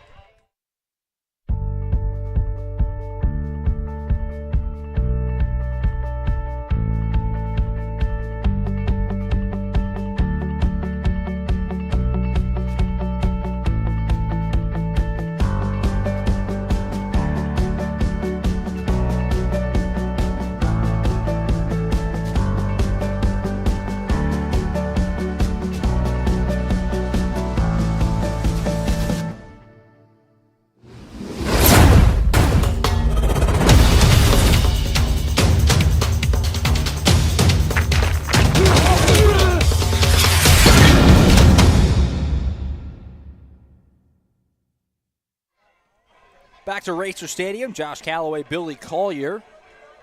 Jordan Lane earlier, Jalen Lane there. And it's now 21-7 Racers with 4:10 to play in the first half. Plainview hasn't made it easy by any means. They've been battling, but Newcastle so far doing the job. They got a 2-score lead. Big drive for Plainview here. Obviously, they started the game with the ball, so Newcastle will get it to start the third. Last thing you want is to come up empty here. And Hobbs, he bounced right off his hands out of bounds. And Plainview's going to be stuck inside the 5. That is not what they wanted with 4:09 on the clock. I was just thinking as he went, that ball might be going out of bounds if you let it go. I think it was. And bounced right off his mitts and right out of bounds. Batchelder's been playing it really close to that side. He actually got up at the line and got out to the 34-yard line once, but other than that, he's kind of been cornered over there. Well, that's the way the wind is blowing, too, so he probably, getting pushed that way a little bit. But Hobbs lost it out of bounds, and now Plainview is backed up inside the 5. But, to finish the point I was saying earlier, I mean, you got 4 minutes. You got plenty of time, but if you don't come up with any points here, you're giving the ball to Newcastle to start the second half, already down 14. Not an ideal scenario if you're Coach Price. Last week you had – let me pull up their names. You had Hudson Hobbs with 57 yards in passing. You had Braden French with about 40 yards passing. They have that one play, excellent passing, and they have gone away from it, and they haven't gone away from it going to Blake Stewart. So you got to kind of wonder what's going on with that. But, again, I'm not a coach. Yeah, they've been close to popping. I mean, that's they had the one, big touchdown, but they've been close to popping some other ones, but haven't just quite been able to get a continuous drive going. We'll see what they can do here. Got a long way to go. Hand off to Stewart. He bounced outside, makes one man miss, but a cavalry comes to help him out. And a short gain for Stewart. It's a good job by Heskey fighting off that block to cut off him going around the end. Did a real good job right there cutting him off, and that let Antone catch up with him. And Tone hit him on one side, and Heskey hit him at the hips on the other. Give him 3 yards, makes a 2nd down and 7. It's Newcastle, they got to be thinking, we got to stop here. We'll have plenty of time to go back and try to score again ourselves. Run up the middle here from Stewart. And it's a short gain of about a couple. It kind of feels like right now for Plainview, we talked about it earlier. Early on, Stewart was working, and then they kind of got pass happy. Now it feels like they're maybe a little too run happy. It's like they can't quite get a good kind of balance going. I agree with you, and I don't know if they're trying to protect their sophomore quarterback. You throw an interception, maybe not go back to the pass real fast, but they got to get down this field. So now you got a 3rd down and call it 5 or so with 3 minutes to play in the first half. Flowers will fire over the middle. Got a man, that's Hobbs. He bobbled and lost it again. So a drop for Hobbs. He would have had a 1st down maybe. I guess it would have depended on if he could make something happen, a little razzle-dazzle, but we'll never know. He didn't catch the pass. Right. And now it's 4th down. Let me ask you all your wisdom. You saw that last punt. You're going into the wind. You're on your own 9-yard line. What do you do? I mean, you got to punt it. Yeah. You got to just hope it'll be better. Yeah. You just got to kick the wine out of that football. Kick it so hard you hear it oink. Heskey sets up. His heels are almost at, he's actually on Plainview's side of the 50 is where he's setting up ready. So Newcastle's going to have plenty of time. They have all their timeouts. Much better punt this time. Still not great into the wind. And it's going to be down to about the 35. So, yeah, Newcastle's going to have great field position. Wow. He got that one okay, but going into the wind, tough to ask for much more than he did. Kicking out of your own end zone, get out to 35. It's about a 40-yard punt. But well, and that's as long, Yeah. And so you got to be happy with that. Now see this defense there, a lot of hands on hips. They're looking a little tired. They've been out on the field just endlessly, it feels like, in this first half. So let's see if they can luster up another defensive stand. I don't know that they can. I don't know. Has Newcastle even punted tonight? No. No. 3 touchdowns and the fumble. So 21-7, Racers have it back. Bird will keep it. And he's wrestled down. Nice tackle around the legs there by Plainview's number 1, which is Toby Stedman. Wow. And we got a timeout here. Timeout by Newcastle. That'll be their first charge timeout to the Racers. It's 21-7 Newcastle, and plenty of time to work with here. And this obviously had their full complementary of timeout. It's now down to 2 after that one. So time not really a factor here at all. You got plenty of time with the amount of field you have. Well, and if you go back and look at that later, you're going to see there was a linebacker shooting through, and if he'd have handed off to Carson, he would have gotten clobbered in the backfield. That was a good read. Bird almost got tackled himself, and I can't help but think that's something 3 years starting teaches you to just calm down and take it. Yeah, through a game and a half, it's pretty apparent that Jackson Bird is more comfortable. I mean, you would think so, but the jump right now, it feels like the jump from sophomore to junior and junior to senior, the junior to senior jump was bigger. Yes, he looks like a different guy. Now, so we've always talked about the natural talent has always been there, but yeah, he just hasn't, again, major knock on wood here, but he hasn't really made a single like bonehead mistake. I mean, he fumbled here, but that's not really a mental error. Gonna fire on the flat here. He's got a man. That's Jalen Lane again, breaking tackles across the 25-yard line, and that's a first down. I got to say, Billy, I'm going to toot my own horn. I'm keeping track of Jalen or Jordan Lane incredibly well. I've got it down. Jalen's 14, Jordan 23. I guess Jordan 23 makes it a little easier. That maybe makes subliminally, sense. I didn't even realize it. Subconsciously. I don't know. Is he young enough he even thought of that? It can't be coincidence. It can't be. 1st and 10. Fire out. Here he is. Jordan Lane's got it. breaks, bounce outside, inside the 15, wrangle down inside. They're actually going to say he stepped out at the 12. Well, another trip to the Trinity Restoration red zone for Newcastle. And the Racers are knocking on the door of more points. Now, if he could got his arm back, he would have had a touchdown. But the guy just grabbed his arm and held on for dear life. I guarantee you his left arm's about 6 inches longer than his right. So we get down to the final 2 minutes of this first half. Newcastle looking to add on to their lead. This was a 7-7 game at the end of the first. But the second quarter has been the Racers' quarter. 1st and 10. Fake the handoff, fire on the flat. And they're going to say that one skipped into Jalen Lane. And incomplete. Here's a good thing. I think he caught it on his knees. So it's probably a good thing that it skipped into him, or they'd have lost about a yard or two. Yeah.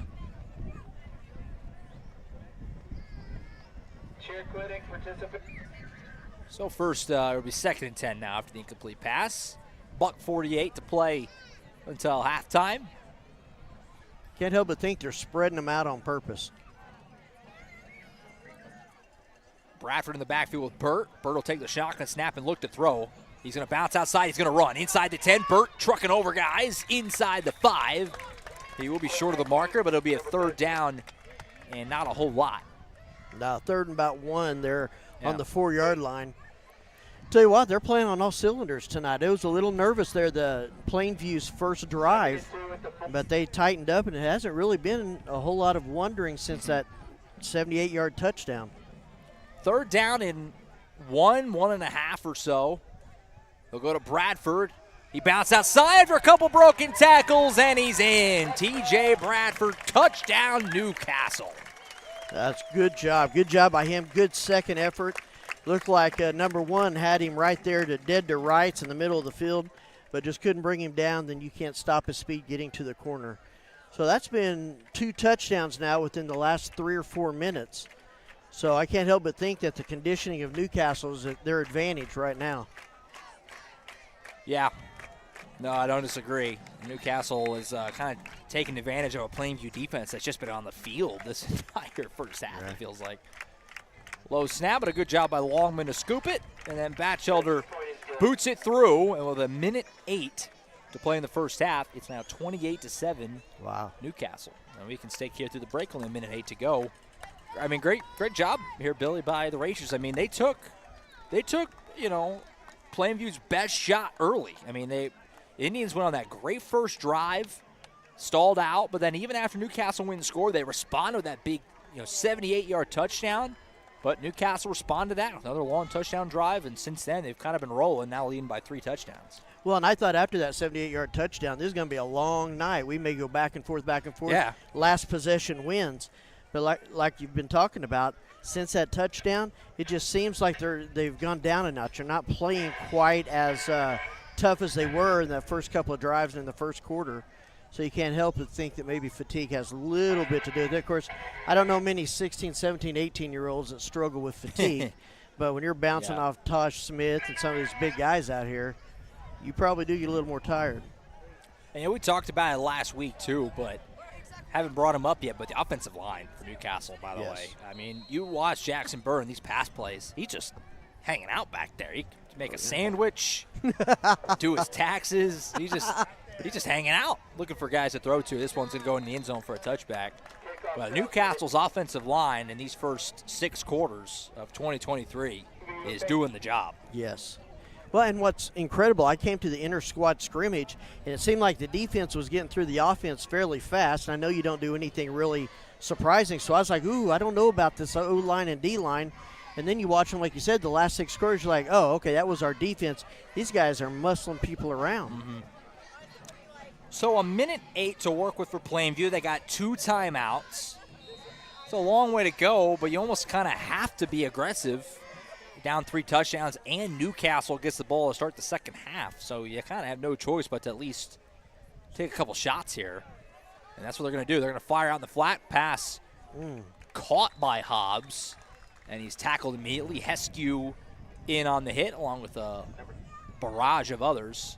And it's really not good for Plainview that he caught that, because that's going to keep the clock moving. Right. Well, and Heskey just has that speed to picking up. I watched him. A guy looked wide open. He got over there for a pass breakup against Clinton. He's got great just cover speed. And so when he came in and chopped him down at the legs, that was incredible. So Plainview is not in any real big hurry here. 35 seconds. Flowers will take the shotgun snap. He'll just give it to Stewart this time. Short run up the middle. And that could take us to halftime if they so choose. Nobody's moving, so I don't know. Looks like we're going to take this thing into the locker room unless they want to run one more play, which sometimes these teams do. Well, they scored in less time than what's on the clock. Very true. I'm still blown away by Sizemore just taking off. Carson, our producer, said it best. What is his 40? He was scooting. All right, that's the end of the first half. A really, really good, especially second quarter for Newcastle. Again, this was 7-7 after one. But Newcastle goes 21-0 in the second quarter, and they've got a 3-score lead at the half. Billy, I mean, good stuff for Newcastle. Like we said, took Plainview's best shot early but absorbed it, and now you got yourself a good cushion going into the locker room. Yeah, they had a bend not break moment there in the first quarter. They had one guy get away from with a gorgeous pass from Cooper Flowers, and that's the only score. You take that one play away, and you got a 28-0 score. But they did. They took that best shot from them, and I think this is where, and Brickman told us in the coaches show, they've been working on conditioning all summer, and I think this is where you see the difference between these two teams. So, at the end of two quarters, Newcastle's got themselves a 3-score lead. They lead at 28-7. We'll step aside here for halftime, but stick with us on the stream. You're going to have the band perform here at Racer Stadium. We're also going to have Plainview's band's going to perform as well, so you can hang out and watch that, and then Billy and I will rejoin you about 20 minutes-ish, 15, 20 minutes. We'll give you some scores from around the state tonight, and we'll get you all set for the second half from Racer Stadium / Gene Reed Field / the Castle. It's got lots of names. Yeah, that's lots right. All right, we'll take a break. We'll take a break, let the bands do their thing, and we'll be back within about 20 minutes for the second half. Newcastle leads at 28-7 on the Oklahoma Sports Network.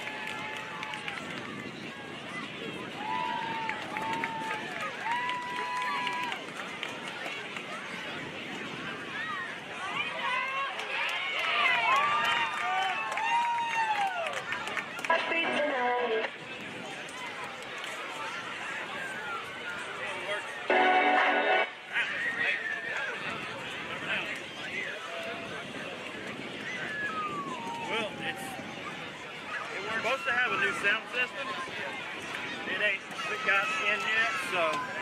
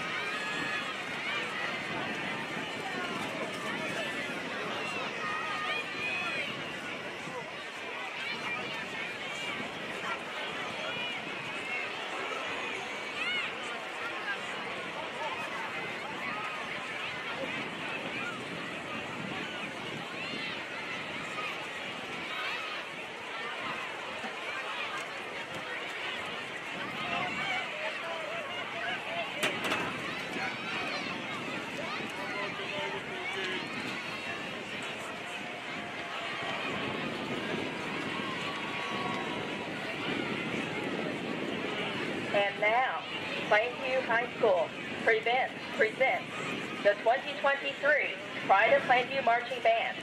The band is under the direction of Andy Price and is led onto the field by senior drum major Paxton Patty.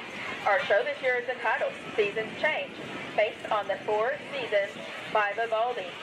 The band will perform Part 1, Spring, featuring trumpet soloist Paxton Patty, followed by Part 2, Summer. Drum major, is your band ready?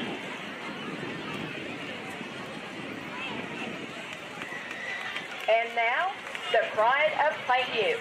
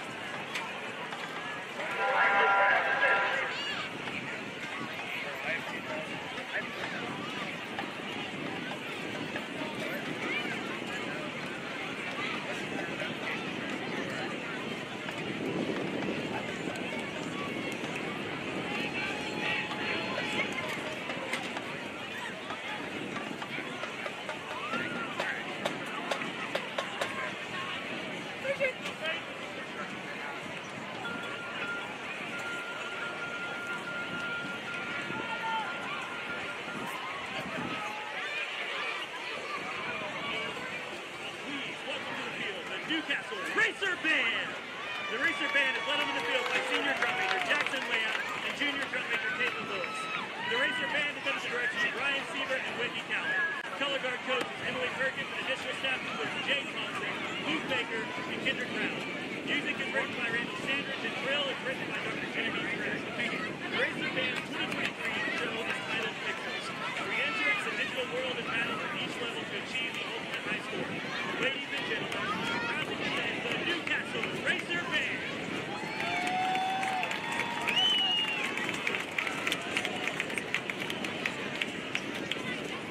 Why he's standing like that with that umbrella? What is he doing? That's another thing.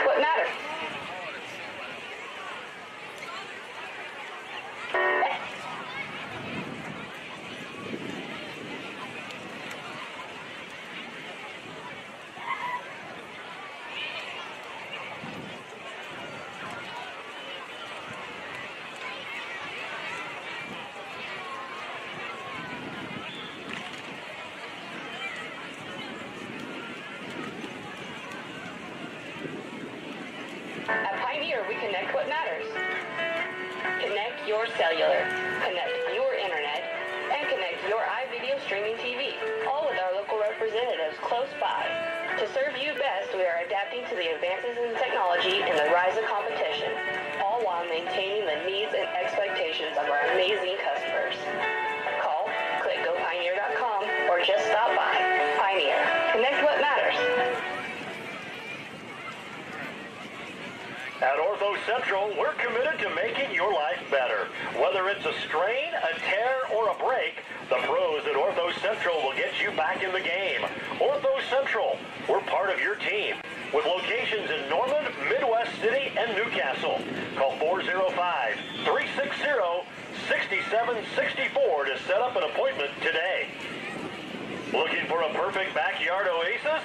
Give Chris with Trophy Pools a shout at 405-406-8392. That's Chris with Trophy Pools for all.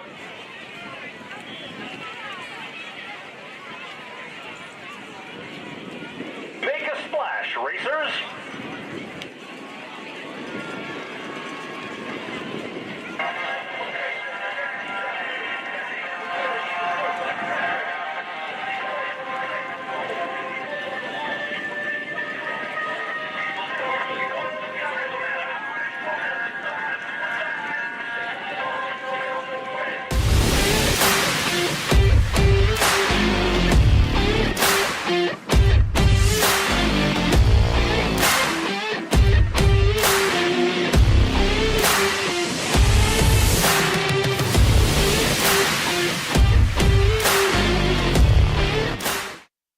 So that's Will, and that's Tim. And the farm has been in the family now how long, Tim? 100 years or so. You stopped counting? Yes. The idea that 1.5% of this country is feeding 330 million people 3 times a day. You shut down a lot of oil and gas, you shut down a lot of U.S. ag. All of a sudden, we start paying a lot more for food, and there's a lot more hungry people all over the world. College is more than just going to class. College is a journey. It's meeting new people and making new friendships that will last a lifetime. It's learning from professors who care about you and your success. And finding out it can be really fun and rewarding. It's discovering that thing you want to do for the rest of your life. Cameron University is all about helping you grow and succeed. Because your success is our success.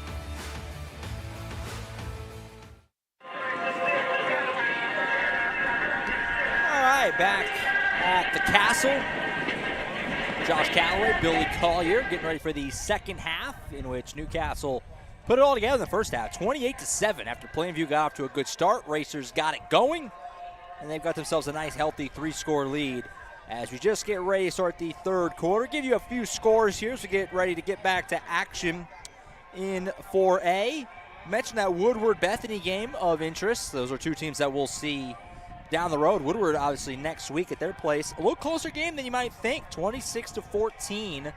Broncos on top at the half, but you know, Woodward's a team that's kind of struggled the last few years, so hanging in tough. I mean, not that 12-point game is a barn burner necessarily, but hanging in there with a good Bethany team on the road. That's over at SNU, so interesting score there. Piedmont and Blanchard. It's the Wildcats. Piedmont on top of Blanchard right now, 14-7. Have that marked down as being in the fourth quarter, so low-scoring game there. We'll see Blanchard in a few weeks here at Racer Stadium. That's going to be a fun one. I think that's week 5, right? You got Woodward, then Tecumseh, then Blanchard, if I remember correctly. So that's coming up in just a few weeks. That's certainly an interesting score. Tecumseh, who we'll see in 2 weeks. They lead Seminole at the half, 15-8. Heritage Hall and Clinton, that's a fun 4A, 3A game, that kind of like what we have here. That's all tied up 28-28 at the half. That's a lot of scoring in that one. And Tuttle all over Noble, 35-0 at the half. Tuttle on top of Noble. That's an absolute beatdown going on right now out there in Noble. So there's a few scores for you. Anything stick out for you? Well, Elk City's getting handled pretty well by Canadian. They're the number 8th ranked team in 4A. Obviously, Elk City eliminated Newcastle from the playoffs last year. Perkins beating Cushing there halftime, 14-7. got some games that are just starting. However, Class and SAS, we play them later this year. Yep. They have beaten Southeast 69-6. I'll give you another one, too. It's kind of catch my eye. Western Heights is not particularly good. They're kind of in a rebuild. J.D. Runnels, actually the head coach there, kind of trying to get that thing going.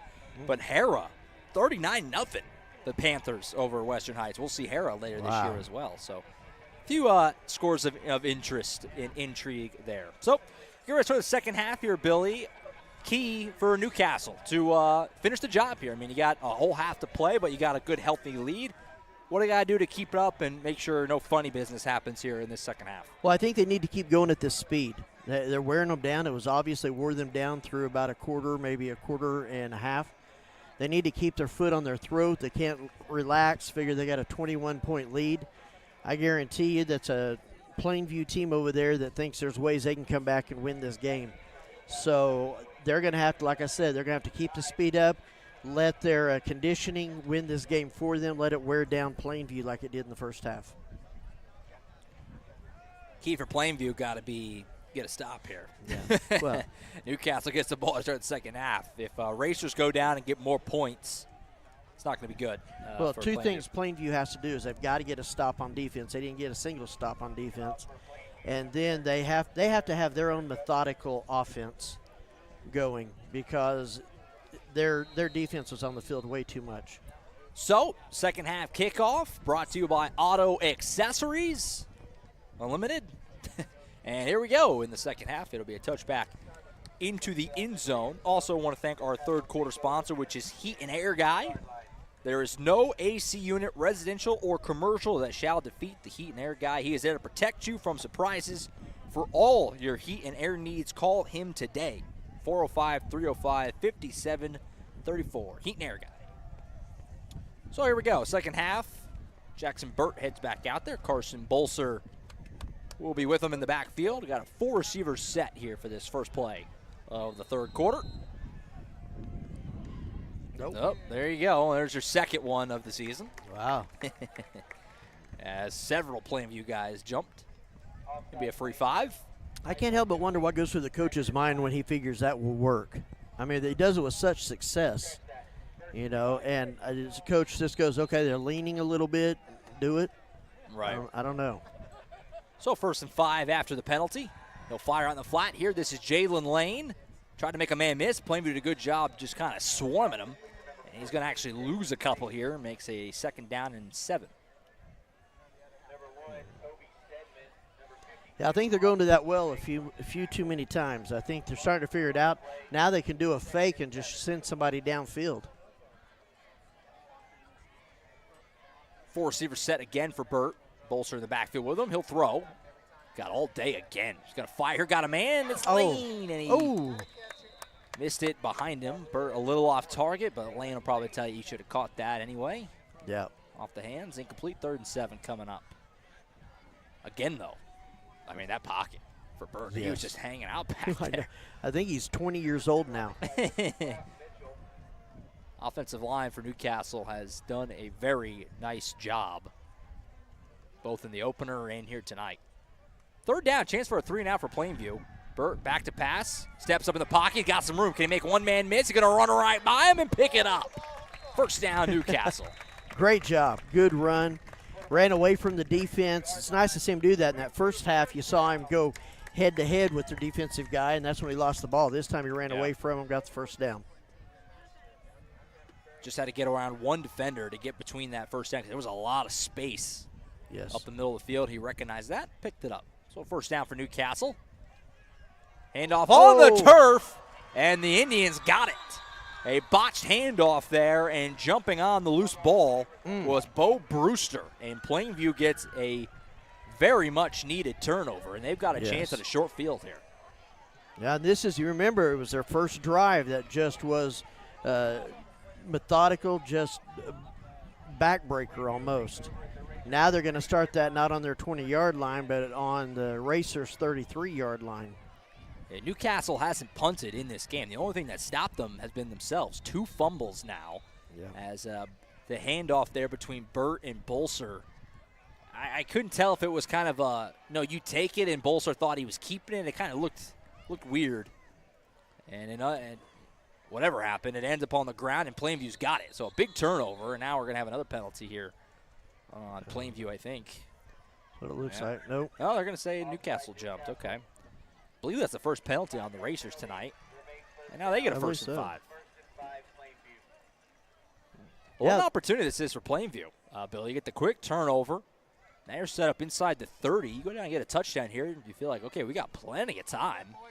Right. Well, you got to get in their mind. You've got to let the Racers know the game's not won. We need to stick and keep our composure here. So 1st and 5 after the penalty. Flowers will hand it to Stewart. Bounces outside. He's going to have the first down and more. Big stiff arm into the red zone. And now a late penalty flies. Who was that for Newcastle? Caught the flag. Did you see that? I did. So we'll see what it is. There was some kind of little late. I didn't see anything too crazy, but it's also on that far side. I think he stiff-armed the defensive back, and some Newcastle players weren't real fond of him stiff-arming him out of bounds. So, personal foul here is going to go against the Racers. So Plainview already into the red zone without the penalty, and the extra yards not going to help things. So Plainview's knocking on the door. This is the first time Plainview's had it down here because obviously, as you know, their only touchdown came on a 78-yarder. They haven't cracked the red zone yet today until now. Well, and you've got a fresh Blake Stewart on the 9-yard line, 9.5. Yeah, this start is laying credence to that theory that they were worn down because they had 25 minutes to catch their breath, and now they're coming out doing some nice things. So here we go. 1st and goal for Plainview at the 9. Flowers will give it to Stewart. He'll bounce out the left side, get around the corner inside the 5. And he's tackled down at about the 3. Yeah, he's running around that edge there. You can tell he's got some fresh legs right now. So I wonder if this is where you're just going to saddle up the horse, let him go up the middle. Yeah, the early game plan here in the second half certainly seems to be feed Blake Stewart. Bunched up formation here, only one receiver. And they are going to go to him. Stewart with a line of blockers, and he's through, and he's in. Touchdown, Plainview. And the Indians, the exact start to this second half that they needed. A quick turnover and a touchdown. Oh, and a flag. Another late flag. Getting a little chippy. Looks like it. So just what the doctor ordered for Coach Price in Plainview. And they're now within 2 scores, and they didn't even take 2 minutes to do it. No. You're down 3 touchdowns, and the other team gets the ball to start the second half. You get a touchdown in less than 2 minutes. That's, Coach Price would have paid a handsome amount to make that reality at halftime. Yeah, I think Coach needs to call a timeout here after this kick and just tell the boys, hey, let's get back Well, in you're going to our have game. a minute, obviously, on the changeover. So an opportunity for that, for sure. Oh. Extra point here, didn't get mentioned earlier, their kicker, Taylor Bedurka. He is a junior kicker for Plainview. Made his first try, and he'll have a look at another one here. Try and pull Plainview within 14 points. Spot down, kick is up and through. Extra point is good for Bedurka. And Plainview gets a quick score, which is what they needed. 28-14. Timeout on the field. Racer offense back out, looking to build and turn things back on their favor after this on the Oklahoma Sports Network. College is more than just going to class. College is a journey. It's meeting new people and making new friendships that will last a lifetime.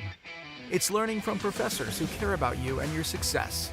And finding out it can be really fun and rewarding. It's discovering that thing you want to do for the rest of your life. Cameron University is all about helping you grow and succeed. Because your success is our success.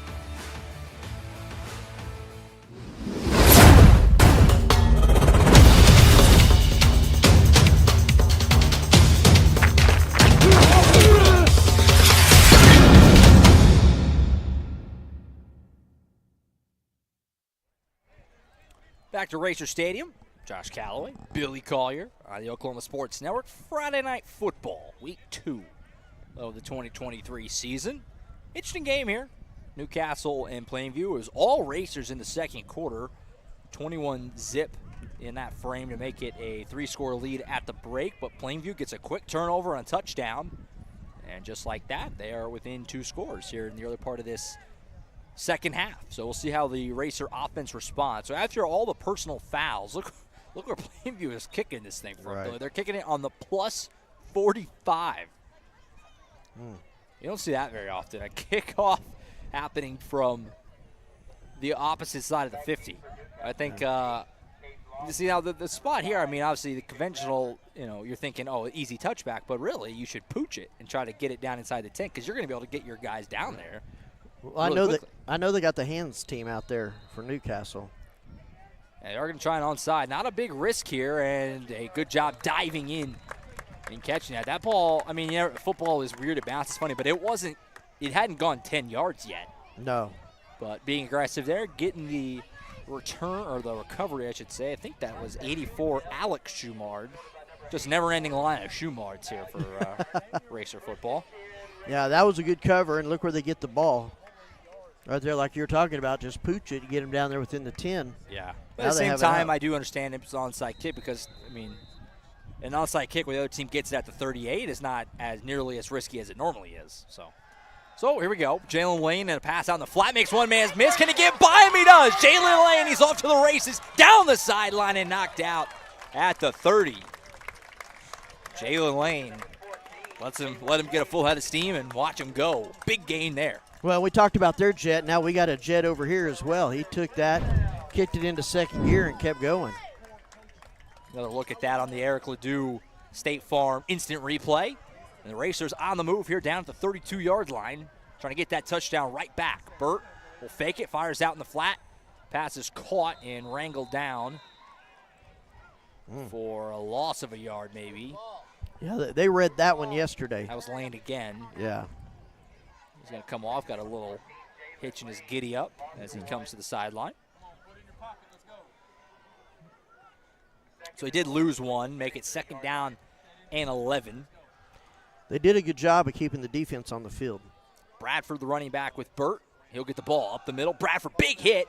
Ball came out again, I think. Big hit there with the ball loose. This game's getting physical. Yeah. It looks like Newcastle kept it. I think so. It looked like it came out, and that's when you saw Big It had Burt to have go been in out there. because there was a huge hit that. Yeah. If there wasn't a loose ball, it would have been. It should have probably been flat. Oh, I know. It almost cut him in half like a magician. Yeah, he was bent backwards. So, call it 3rd and 10, 3rd and 11, somewhere in there. 3rd and long. Probably, almost definitely, 4-down territory here for Newcastle, depending on what happens here. 3rd and 10, Burt back to pass on shotgun. He's got another nice, but look at this pocket. Over the middle, got a man, he missed him. Ball deflected. Oh, wow! Inside the 20, down to the 15. Wow. I think I know what play I'm nominating for OSN Top There it Plays. was. Rex Heskew off an outrageous ricochet. Johnny on the spot. Wow. And it ends up being a first down. That's how they wrote it up, people. It looks like we have a penalty, though, that might be wiping it out. That's too bad. That's too bad. So a penalty here. In all the excitement, I don't think the fans even realized it either until now. So a penalty goes against Newcastle. I presume a hold, although I didn't see the signal. And they lose a lot of yards here. Racer student section getting some boos. Boo birds coming in on that one. Yeah, they're not happy on this west side of the field. You know that. That was an unbelievable play. It ends up getting wiped out on penalty. So now Newcastle's stuck in a 3rd and 20. All the way back at the 42. And they got to get up to about the 22.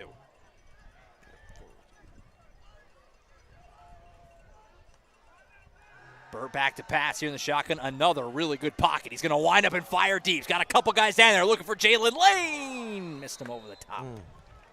And now you got 4th and 20, and you're probably going to have to go ahead and punt this. Yeah, I think 4th so. and 20. I think pin them deep, make them have to go the whole distance, wear them out. Well, whenever Burt has enough room to kind of crow hop for a second, you know he's about to uncork one. That one had a little too much right off the back of the end zone. Yeah, that's what I was thinking. He just let it go and hoping his guy could get under it and didn't realize there wasn't as much field for him to get under it. So Burt stays out there. I assume they're punting this, but you never know. He is kind of far up. Got a 4-receiver set. You could throw up a deep ball and see what happens if you're okay with your defense starting here. They're on the 42. And they're going to go for it, it looks like. Burt back to pass. Going to fire a little mid-screen here to Lane. This is Jordan Lane with some blockers over the middle. Big hit inside the 30. He is well short of the first down still, but you did improve your field position. It kind of works out as a short punt in some ways. Yeah, I'm a little surprised they went with that. I mean, it almost worked, and they got about 15 yards. Well, and if you think about it, you got Jordan Lane. You don't give up on that at all. No. But can you imagine making them go about 85 yards to get a touchdown? A man go down here right at the 40. I think that is Jordan Lane who went down. I didn't see what happened. Obviously, it's way far away from where the play was. He's coming over to the sideline. Maybe something was bothering him, so he went ahead and got down. It was a big hit there over the middle at the end of that play. Obviously, he hopped right up, maybe just adrenaline or whatever, kind of hopped up and ran over the sideline, but then he got near the sideline and said, I need a sack. So they're attending to Jordan Lane here right in front of our sideline, and we'll take a timeout while they check on him. Plainview offense on the field after this break on the Oklahoma Sports Network. When it comes to your home, you need someone that you can trust to keep it safe and protected for you and your family. Vesta Foundation Solutions is your local, family-owned company that has helped many homeowners fix and protect their homes. Our engineered solutions can take care of all of your foundation repair, basement waterproofing, concrete leveling, and dirt crawl space repair needs. We take pride in getting the job done right, and you'll always be protected with up to a 75-year warranty. Contact us today for a free estimate. At CFD, our mission is to deliver quality dentistry by providing big practice benefits with a little practice feel. Since 2008, we've updated our look, technology, and have added new smiles to our tenured staff to better care for you right here at home. Convenience for you is one of our biggest goals, and we often provide same-day treatment to minimize your time off work. We are open Monday through Friday to serve you. Visit cfdok.com for details. We look forward to seeing you at our big little practice.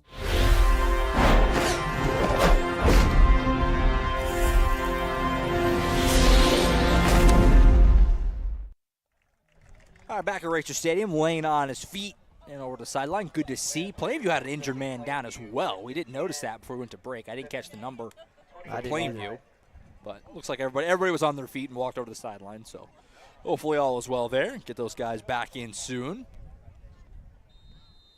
Meanwhile, Plainview's offense back out here, Billy. I mean, you're talking Newcastle started this half with the ball. Before you had turnover, touchdown, and then a stop in just over 4 minutes. So it's been a good start for Plainview. And then as I say that, there's whistles and a flag down. Let's see where this goes. It's really hard in high school. If it's college and they stop the play, you know it's a false start. But they stop the play if it's encroachment in high school. So we'll see which way this goes. Kind of depends on the crew, yeah. too. It's a little hit or miss. It is going to be a false start on Plainview. So they will go backwards a little bit. Not a great start to this drive for the Indians. No. Well, the whole thing we talked about, if Newcastle would have kicked it, put them back there around the 20, well, they're putting themselves back there around the 20. So 1st and 15 for Plainview on the 23-yard line. Flowers will take the shotgun snap. Pressure coming. He got popped. Ball in the air. And it will fall to the turf. Nobody could get there. Flowers got smoked in the backfield. Looks like that was... Looks like Hunter Berry, 33. Nope. It's 43, which is Aiden Elcision. Yeah. Came in and rocked Flowers on that. You could see it coming. It was right off that blind side. Flowers had no idea he was there. I saw the white of Flowers' eyes up here. Flowers was set to let it fly on a deep ball, and he got popped. And Plainview lucky that didn't result in a turnover. So incomplete pass makes it 2nd and 15. 4 receivers set, 3 at the top. Flowers will roll out that way. Fire toward the sideline. Pass is caught by Hobbs right about the original line of scrimmage, but a nice tackle. Good tackle. I think that was Bradford on the tackle. That's the tackling that we saw against Weatherford. You touch them, you hold them, you keep them there till the team catches up. That was a real good tackle by Bradford. So 3rd and long here, chance for Newcastle to get a quick 3 and out and get their offense back out there.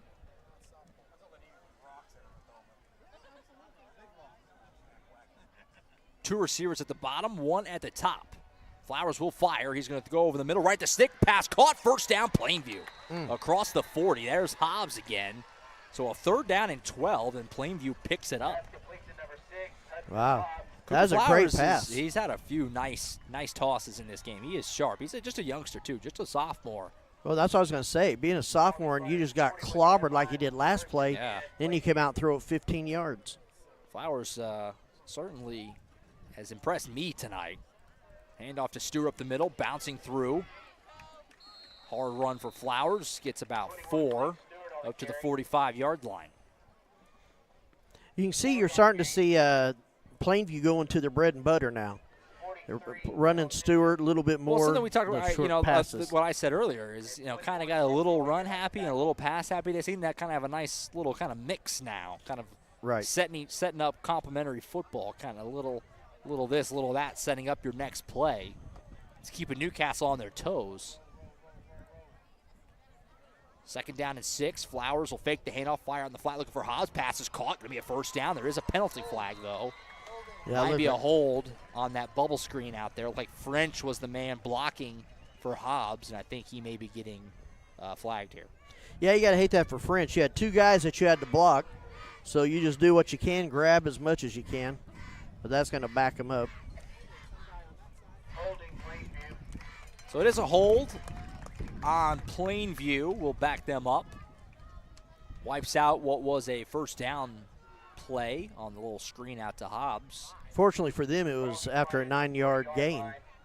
Spot foul from where the block was. Right. So he was up a little bit. So it's not a full-blown 10-yard penalty. It should be 2nd down and about 11.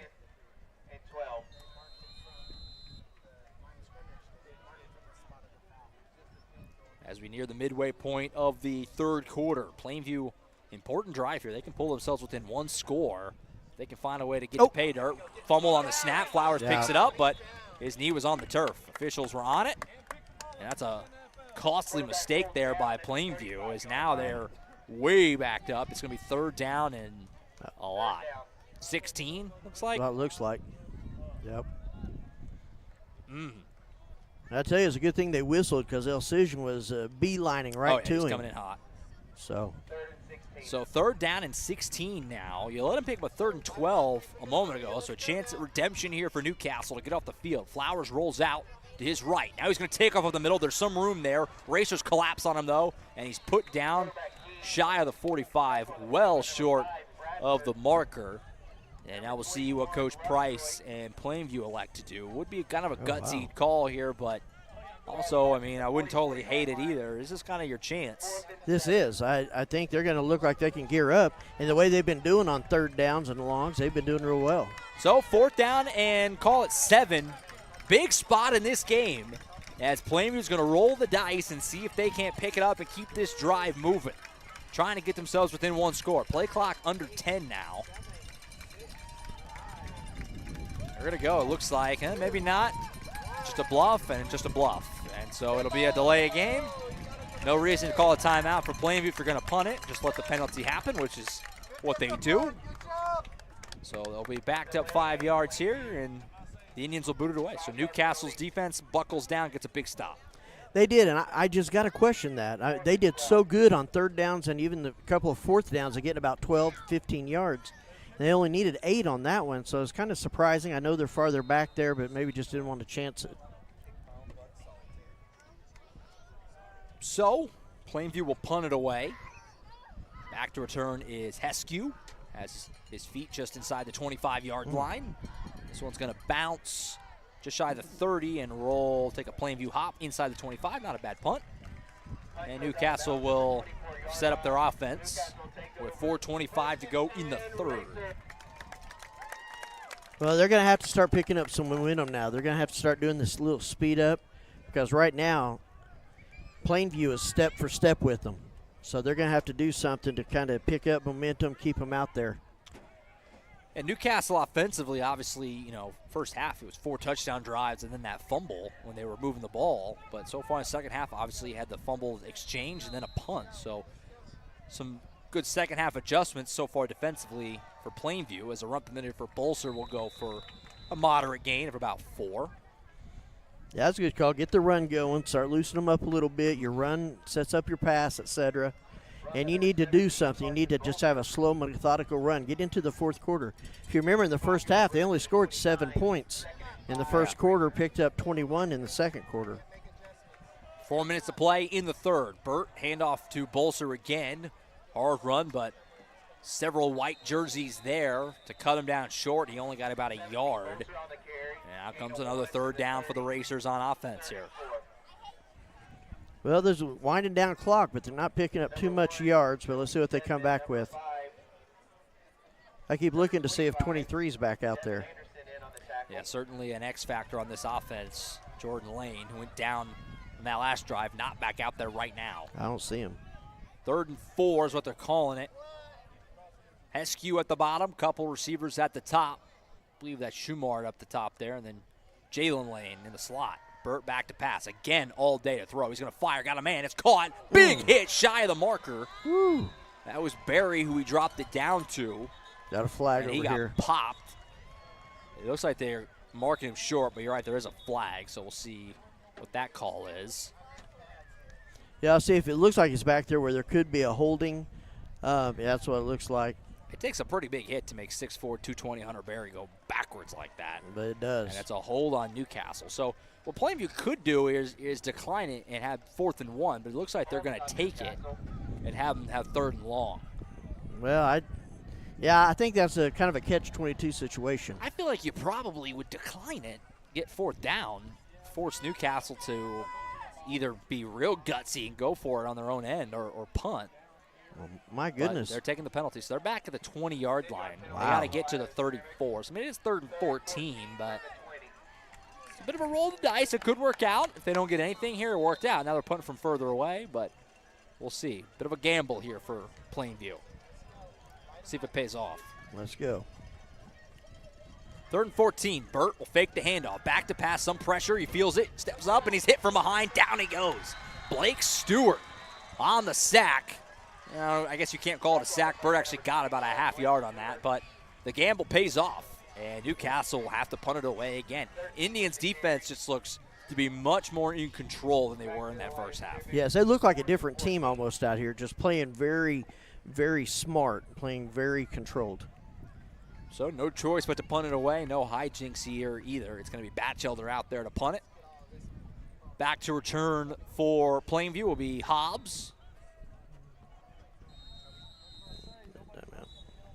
And now we got a timeout taken by Newcastle. Not really a spot you want it to blow a timeout. So that's their first charge timeout against the Racers with 2:31 to play in the third.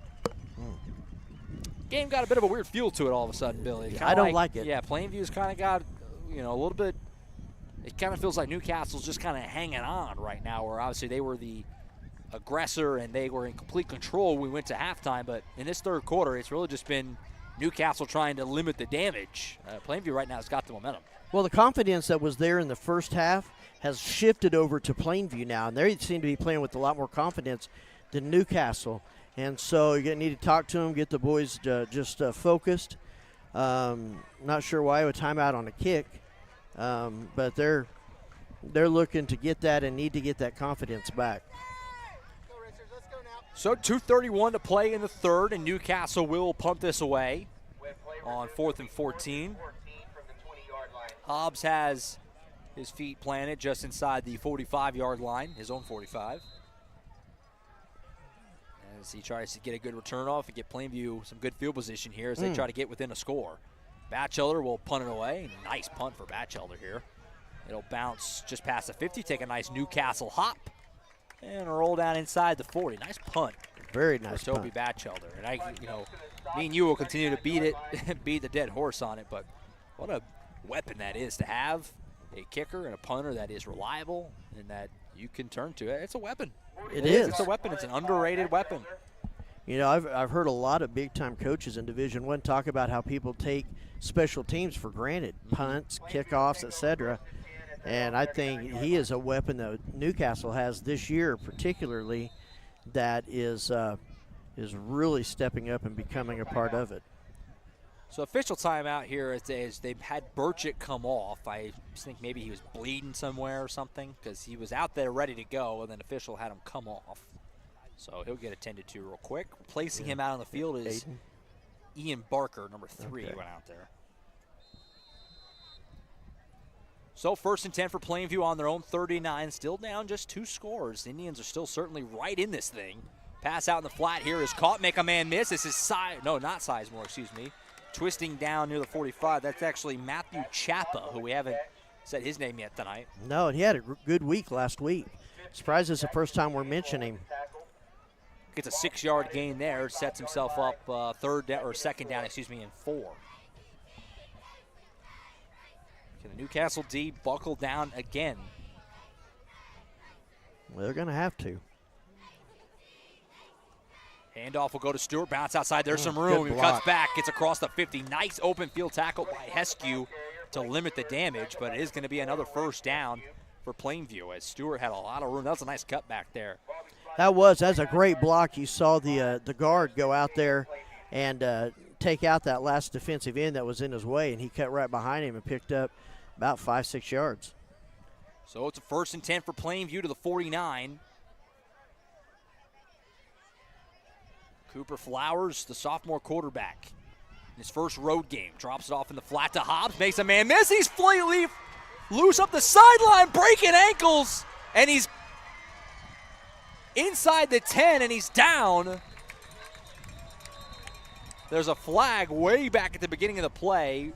Producer Carson Wade says holding. Wow. That was just an odd-looking play. I thought he was down for a moment because he went low to get the ball. I wondered if he was too, and he was over there on the sideline too. Looks like they're coming back. So yeah, that's holding. It is a hole on Plainview. So that wipes out what was a massive play. Yeah, and great run. Like I said, I didn't see who that was on the tackle. Was that Heskew on the tackle? I believe so, yeah. Ran him down inside the 10, yeah. Man, great technique. Didn't give up on it. Didn't get juked out by him. Just stood there and made him come to him. Tell you what, Hobbs and Sizemore both. I mean, they kind of get going. They can move. Yes. So the play gets wiped out. Big call goes against Plainview. So each team's had one massive play wiped out. Newcastle had that crazy ricochet that got wiped away. And now that big screen play that would have had Plainview set up 1st and goal gets called back. Some ill-timed penalties in this game for both teams. So inside the final minute of the 3rd, it is 1st down and 20 for Plainview. Handoff goes to Stewart, not a whole lot there. Does a good job just to fight his way forward for a few. But that's all he'll get. 2nd down and a lot. 17 or so. Got a man down here for Newcastle again. That's Bolser down. That's not one you want to see. Obviously, you don't want anybody to get hurt, but looks Bolser, like they're a very important player on this team. Looks like they're working on maybe some cramps. Yeah, you're right. I think it's just some cramping going on. It is still early in the season. It is also still hot. Yes. It doesn't feel, we talk about it, it's not that bad. 84, a little breeze. If you're running around like these guys, right. I'd probably be drenched.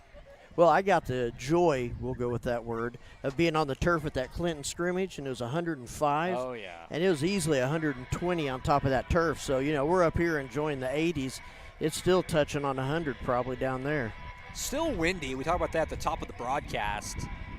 Wind hasn't really been a factor that much. I mean, you had a few throws where we kind of wondered how much of the wind affect that. It's still pretty breezy, although not to the degree it was at kickoff. So they're still working on Bolster here as they stretch him out. We're getting close to the 4th quarter coming up here. Like we said, next week we'll be making the trip way out there to Woodward. I'm pretty sure that's the furthest that we've gone. I believe so. That's to be our 4th year doing this, me and you. Mm-hmm. I think Plainview might be the furthest. But went to Elk City. That's true. Elk City is out there. We've been out there a couple times. Yeah. So we'll go out to Woodward next week. Look forward to that one. Yes. Should be an interesting matchup. They came out here last year. And I think the longest one after that is we go to Bethany or maybe Hera. Those are the longest away games after that. Definitely Hera is further than Bethany, I think. I'm admittedly not good with geography. I've been made fun of before. But I'm pretty sure, Hera, it's really a pretty compact schedule this year. Not a lot of real big road trips, but then the one we do have, they're smacking you right in the face with Woodward. So it'll be a journey out there. But we look forward to bringing you that game next week. And again, I imagine there's going to be lots of people who probably don't really want to make the trip out there for whatever reasons, far, can't make it by kickoff because you got to get off work, things like that. So tune in with us, hang out with us next Friday night. We'll be out there bringing you the ball game. 7 o'clock kick, the scheduled time. Haven't had a 7 o'clock kick yet. We've had Not a couple yet. 7:30s, but so Bolster comes off. He's on his own power, and yeah, it looks like maybe some cramping dealing with, drinking some fluids. They've almost taken away the conditioning, it seems like, with all the pauses in the game and stuff. So it'll be 2nd down and 17 as we get back to it. Clock back rolling for Plainview. Made a motion is Hobbs. Flowers will fake it. Back to pass. Going to fire deep. Got a man down there. Sizemore all alone, and he's got him inside the 10. Touchdown. 49-yard bomb. Flowers to Sizemore, his second of the night. And Plainview is suddenly within a score. They just dropped that right in the basket. That was a pretty throw. Pretty throw by Flowers. Good job. He got open back there. You could just kind of see a little intensity drop there on the defense. And he got back there and was able to catch that and go to the house. So Sizemore's now got 2 touchdowns of 78 and 49 yards tonight. Wow. Spot down, extra point is up, and it is through. And suddenly, we've got a 1-score game at Racer Stadium. 23 seconds, so we'll stick here. Billy. Newcastle's got to find a way to reel this in. I mean, this has been all Plainview in the second half. Yeah, third quarter.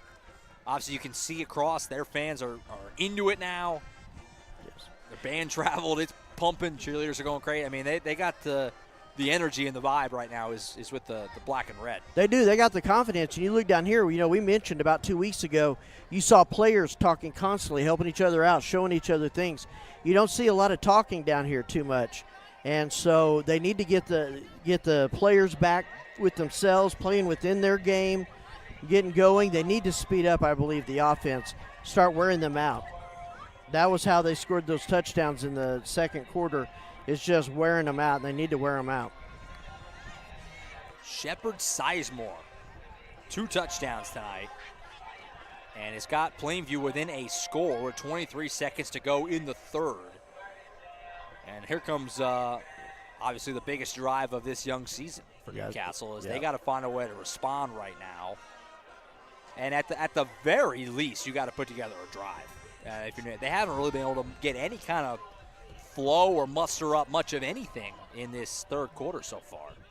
Yeah, this is where the statement has to be made right here. They've got to put their feet down and stop getting pushed around.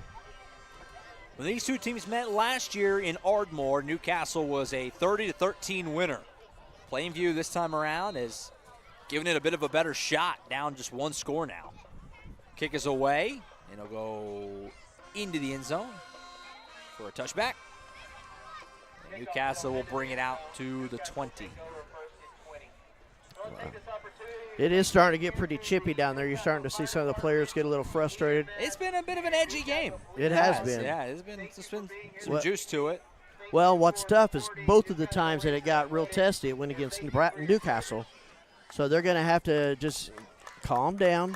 Let's play this game. Play it like you know you can play it. Get down the field like you know how to get down there. You got this. Just play it. And it's hard not to think about still the absence of Jordan Lane and the impact he has offensively for Newcastle. Here's his brother, and that's a drop. Here to start the drive. Incomplete. That was a forward pass.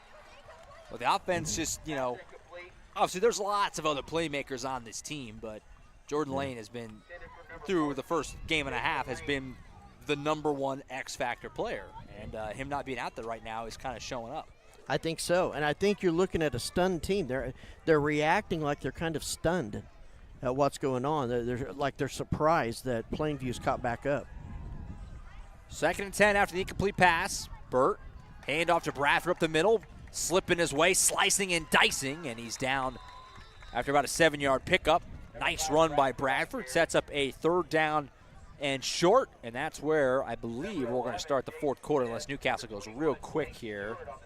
They might. And they will not be able to get it off. No. So It'll be a 3rd down and 3 when we start the 4th quarter. This game got interesting quickly. Newcastle still in front, but Plainview's got the momentum. 28-21 Racers, 4th quarter on deck on the Oklahoma Sports Network.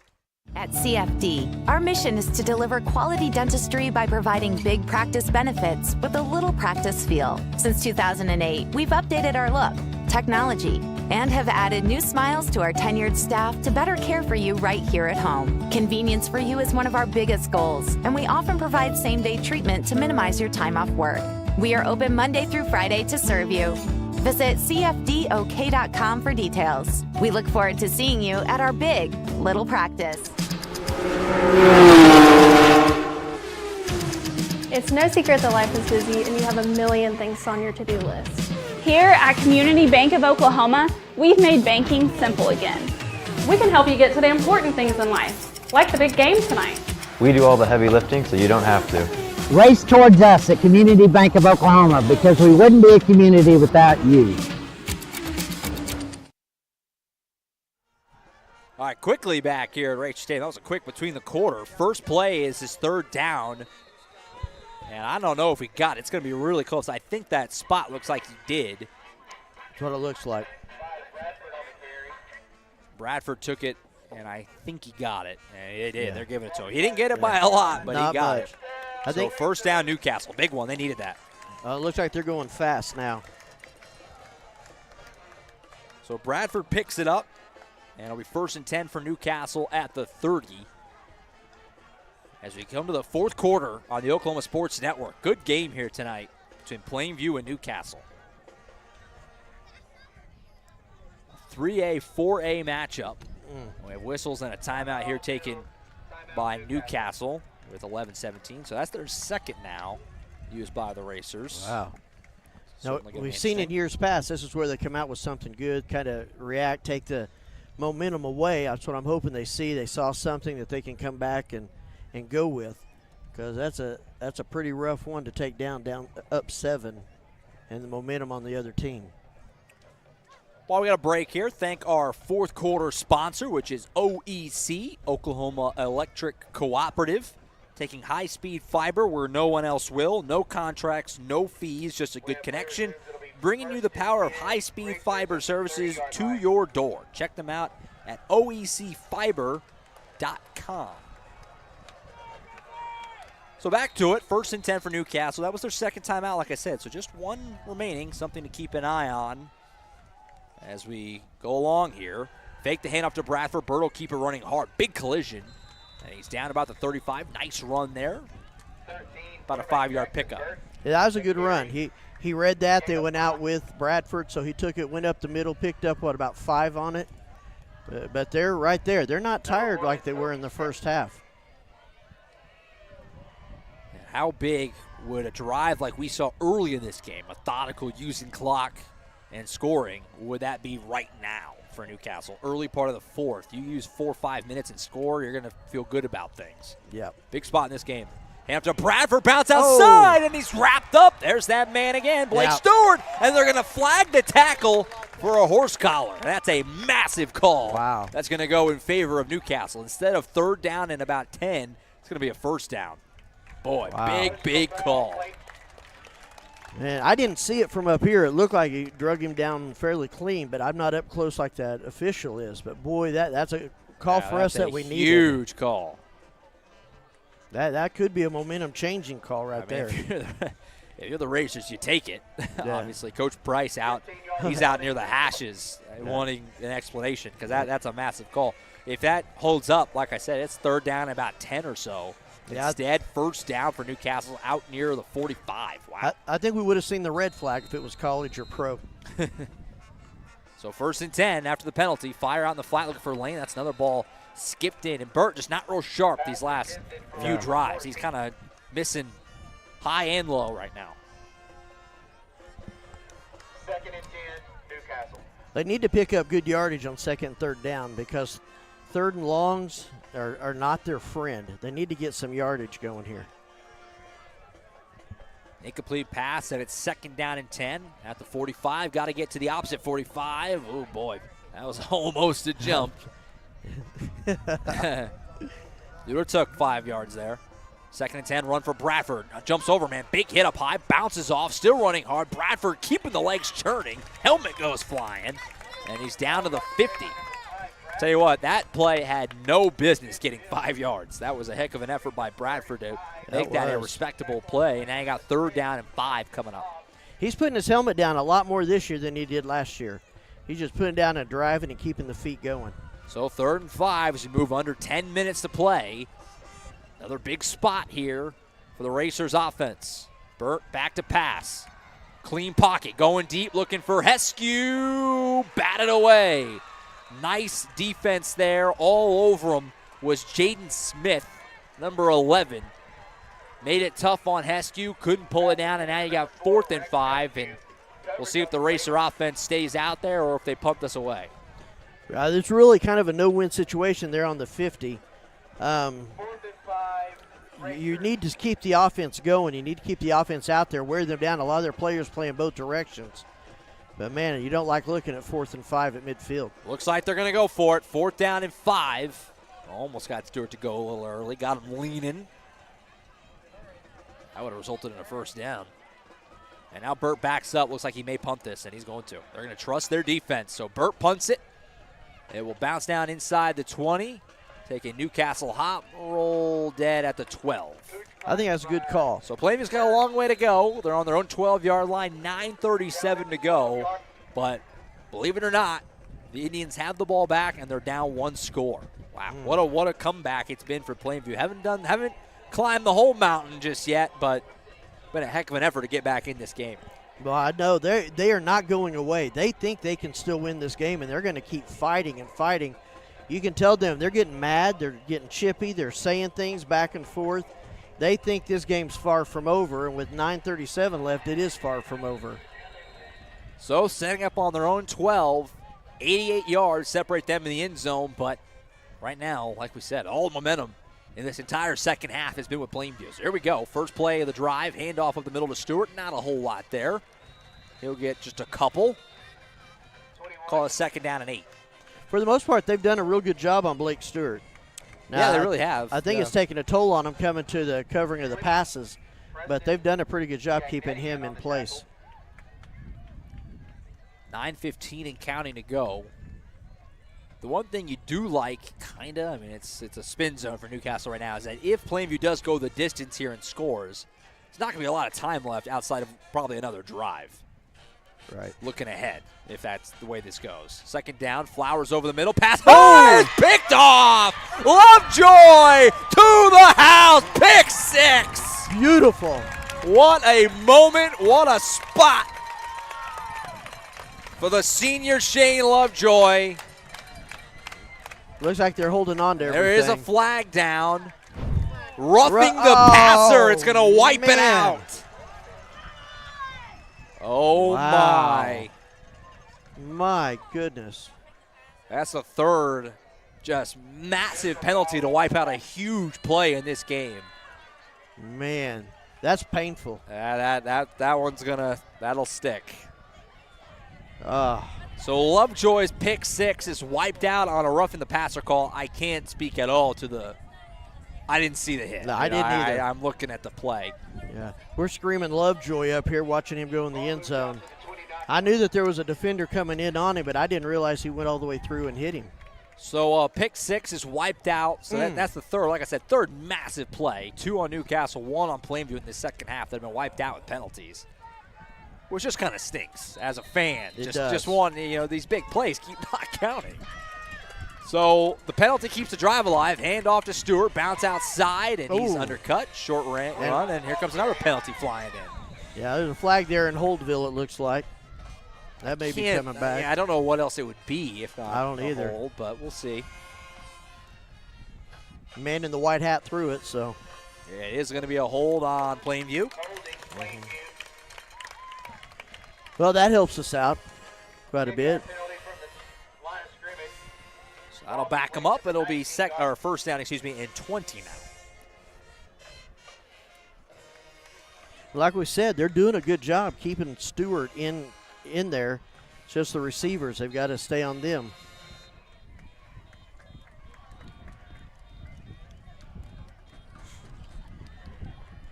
This game has gotten quite interesting. Very. 8.5 to go. 1st and 20 now after the penalty. Flowers takes a shotgun snap. Handoff, Stewart up the middle, running hard. And Lovejoy met him and stopped him in his tracks. Give him about 4 yards there. That was good. That was just mano-a-mano football. Lovejoy was not going to let him go through him, and Stewart was not going to be driven backwards. Good tackle. This will be 2nd down and 16 after the 4-yard gain as we near the 8-minute mark to play here at the Castle. 4 receivers set for Plainview, 3 at the top, 1 at the bottom as Sizemore has had the 2 huge touchdowns in this game. Make a man miss here. Spoke a little too soon, and he's wrapped up and put down. What a job by Elcision.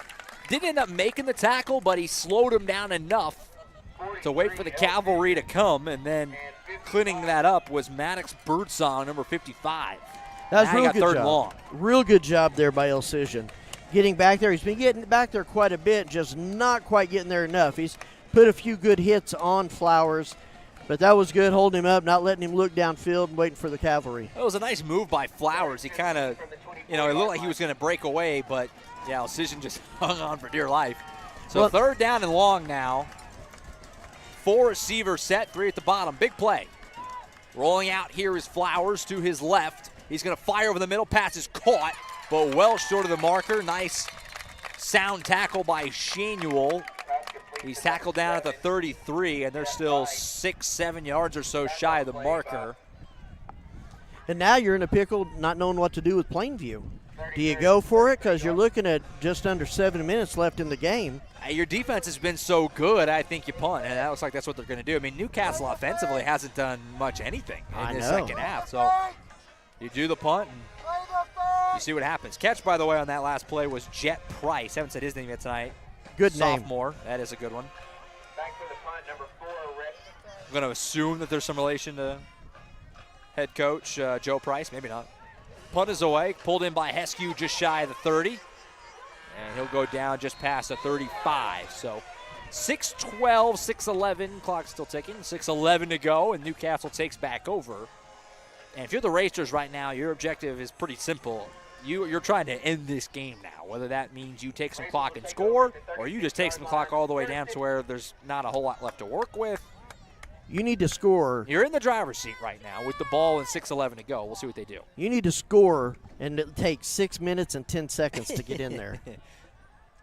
If you take that long, you don't really have to score. That's true. it looks better on paper. So here we go. 1st and 10 at the 33. Burton, the offense, back out there. They've been stymied in this second half. Run for Bolster up the middle. Not a ton there. You're only going to get a couple. 17 Bolster is the ball carrier. Well, they're keeping the clock running, but they're going to have to get downfield to get a 1st down. Just haven't had a whole lot of success in the pass game after those early. I mean, I don't know if it's just things out of sync or if it's more credit to Plainview making adjustments. Well, when you lose your number 1 receiver. That's part of it. Haven't seen Jordan Lane since he went down earlier. Got to assume he's probably done for the night. Run up the middle here. Keeping the legs churning is Bolster, and that's going to set up a 3rd down and about 3. Nice hard run there by Bolster, carrying some guys with him. If they can keep running and pick up 2 more 1st downs, I think they got it. Of course, you know Plainview's going to go to their timeout cache over there. Still a lot of time, 5:17 and counting. Big play here, 3rd and short. Burton the gun with Bolster next to him. He'll give it to Bolster right through the middle. There's room across midfield. He'll cut back. An awkward fall for Bolster. And he's in a heap on the ground here, right on the midfield logo. That was an awkward fall for Bolster as he kind of went to cut back, and then his own man was there. I didn't see which Newcastle player it was, but wow. So he went down. That's a non-contact, not what you want to see, obviously. Scary play here. Hopefully it's just that, just scary. 4:59 to go. Nice run for Bolster for a 1st down, but he's down. They're looking at him. We'll take a timeout with him. Be 1st and 10 for the Racers when we get back.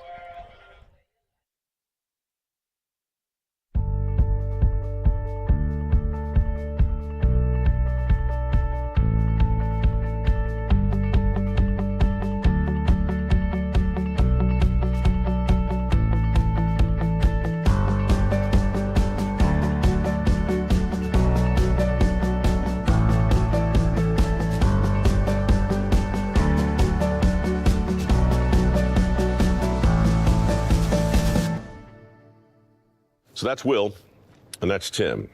And the farm has been in the family now how long, Tim? 100 years or so. You stopped counting? Yes. The idea that 1.5% of this country is feeding 330 million people 3 times a day. You shut down a lot of oil and gas, you shut down a lot of U.S. ag. All of a sudden, we start paying a lot more for food, and there's a lot more hungry people all over the world. College is more than just going to class. College is a journey. It's meeting new people and making new friendships that will last a lifetime. It's learning from professors who care about you and your success, and finding out it can be really fun and rewarding. It's discovering that thing you want to do for the rest of your life. Cameron University is all about helping you grow and succeed, because your success is our success. All right, back at Racer Stadium, Josh Calloway, Billy Collier, Carson Bolser helped off the field, not putting any weight on that right leg.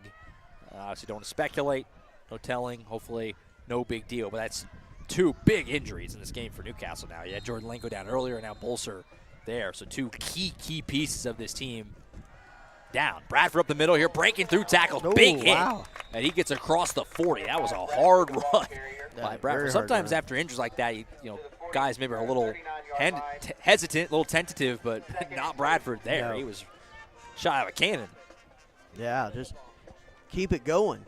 Keep it going that way. Don't get stuck way behind the sticks. So 2nd down and 2 at the 39-yard line. Racers on the move here, continuing to melt that clock away. If you can just get even close enough for Batchelder, can really be in good shape. Still got a ways to go to get there. Handoff Bradford in the middle. That's going to be a first down inside the 35. TJ Bradford right now. I'll tell you what, he hasn't scored tonight, I don't think. I'll have to check my notes here. No, he has. He had the 4-yard touchdown earlier. He may be in the running for the Decision Player of the game again. It's going to be tough to keep it away from him. I think so. I really got to give it up to that offensive line. I may vote for them. That's true. If you saw that right there, you saw about 4 of the offensive line just in front of him making a little cradle for him. Under 4 minutes to play. 1st and 10 for Newcastle at the 34-yard line. Racers trying to salt this one away and get out of here at 2-0. Still got some work to do. Handoff Bradford again up the middle. He's tripped up after a short gain.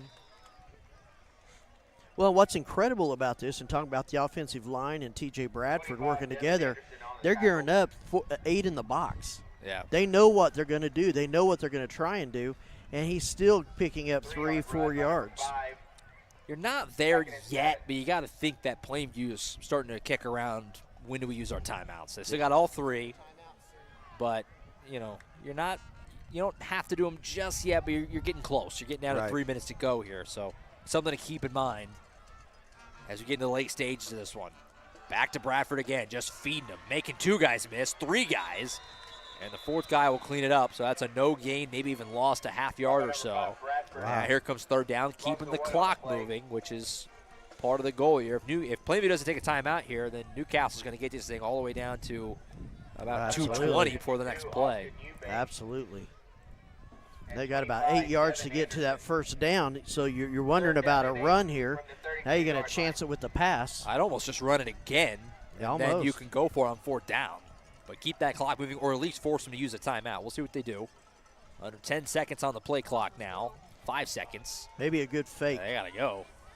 They're out of time, and Coach Brickman's going to use that final Newcastle timeout. So that's the Racers' 3rd and last with 2:18 to go. And we'll keep it here as we're getting down to the nitty-gritty here. Billy, what do you think? I mean, I kind of like the idea of running the ball again, and you either will get you'll get one of 2 things. So either get Plainview uses one of their 3 timeouts, or you'll get all the way down to about 1:30, and then you can go for them. Hopefully you pick up 4 or 5 yards, and then you have a 4th and short, and you go for that, try to basically win the game. That's where my head is at. What about you? Would you throw for it here? What would you do? No, I think you're right. I think you'd run. I think you need to fake it to T.J. Bradford. They've gone to him about the last 4 or 5 times since Bolser went down. He's been every play. I think you need to get some other guys in there, get them focused on T.J. Bradford, and then let somebody else take it in a different direction. Could let Burt keep it. Right. He did have a fumble earlier. Hope that's not creeping into his mind in this big moment. Well, and you're seeing some guys there from Plainview, hands on the hips. So they may be getting a little worn down as they've sped it up here the last 6 minutes or so. So a night where Newcastle's done some really nice things, but they've had a couple of really tough injuries. And Plainview has really controlled this second half, but Newcastle hanging on right now, still ahead by a score, and they've got the ball late. See what happens here. Big 3rd and 8. They're going to go back to Bradford. Bounce out the left side. Gets to the corner. Spinning. Oh, boy, that's going to be close. Looks like they're going to mark him just short. And it will be 4th down with 2:05 in Plainview. I think is going to use their first timeout. And now here comes the play of the night. Well, I tell you what, being a small guy myself, I got to give this one to T.J. Bradford. If you saw when he got the handoff, he ducked down low. Nobody could find him. You know, he just went around the side. Emmett Smith used to say, if I could run underground, I would. And that's what you saw right there is he got down low. Nobody could see him, and he just popped out that side. Well, here comes the play of the game with 2:04 to go. If you pick this up, you assume Plainview takes their second timeout. Best case scenario for Plainview after that is to get the ball back with very little time left. So this is not the game, but pretty close to it if Newcastle can pick this up. Obviously, because they have this luxury, you could always entertain the thought of a field goal here, probably about a 40-ish yarder, 40, 41, 42. Yeah. Sideways somewhere in there. But with the wind and it being, I mean, it's 4th down and a yard at most. I think you probably just full steam ahead, maybe with your big quarterback, and see if you can't pick this up and try to end the game, essentially, and that's what they're going to do. Offense going back out. Yeah, they put 5 seconds back on the clock as well. Yeah, 2:09 is where we're sitting. Even so, a first down here is going to put Plainview in a world of hurt. If they don't get it, they have 2 timeouts and plenty of time. So, massive swing one way or another on this play. Biggest play of the night right here. 4th down. Bird will check with the sideline, try to see if he can't get that hard count. Why not? Not a bad idea. Not bad at all. 4th down. Handoff Bradford in the middle, and he's got it. Just shy of the 20. And now, after a brief delay here for the Chains, the clock's going to roll, and it's going to melt away right now on Plainview. They still have 2 timeouts, but whether you use them after this next play or what, it's all going to work out the same. They're not going to have a lot of time. Right. Well, they kept the clock running. It stopped for a few. Second? Yeah, okay. For them to reset. Don't have to snap for another 13 seconds. And they went and snapped it. They didn't use all the play clock they could have. Bradford up the middle. Only gets about a yard. And now Plainview will use their second timeout with 1:37 to go. That's about 10 seconds that Newcastle left on the table there. Yeah. I could have let it keep going. Yeah, maybe a little talk with Coach. So you figure, we'll try to do some clock math here. Another play takes about, 5 seconds, 6 seconds. Plainview takes their last timeout. So Newcastle can get this pretty comfortably under a minute before they would have to either kick a field goal or go for a 4th down or whatever. And Plainview would have no timeouts at that point. So Newcastle's in good shape, but there's still a little meat on the bone here. Well, and you can't help but get out of your head that one play 78-yard touchdown. You know, they've had some good. They got speed. They've got some good success in the passing game tonight. Be sure to stick with us after the game, by the way. We'll have our post-game wrap-up. Billy and I will give out the Elcision Realty Player of the Game Award. The inaugural winner, T.J. Bradford, in the running again, but we'll have to see. See what happens here in the next minute 37. Might sway us. When play resumes, it'll be so 2nd down and call it 9 with 97 seconds to go. Plainview's got 1 timeout left. Newcastle's very close to salting this away, but not quite there just yet. 2nd and 9, Bradford up the middle, spinning off, and he'll get a couple. And Plainview will use their last timeout. So 1:29 to go. Plainview burns their final timeout. Meanwhile, the Racers have once again cracked the Trinity Restoration red zone. With 1:29 to go. So there's no timeouts left. Like I said, okay, so you run the ball again here.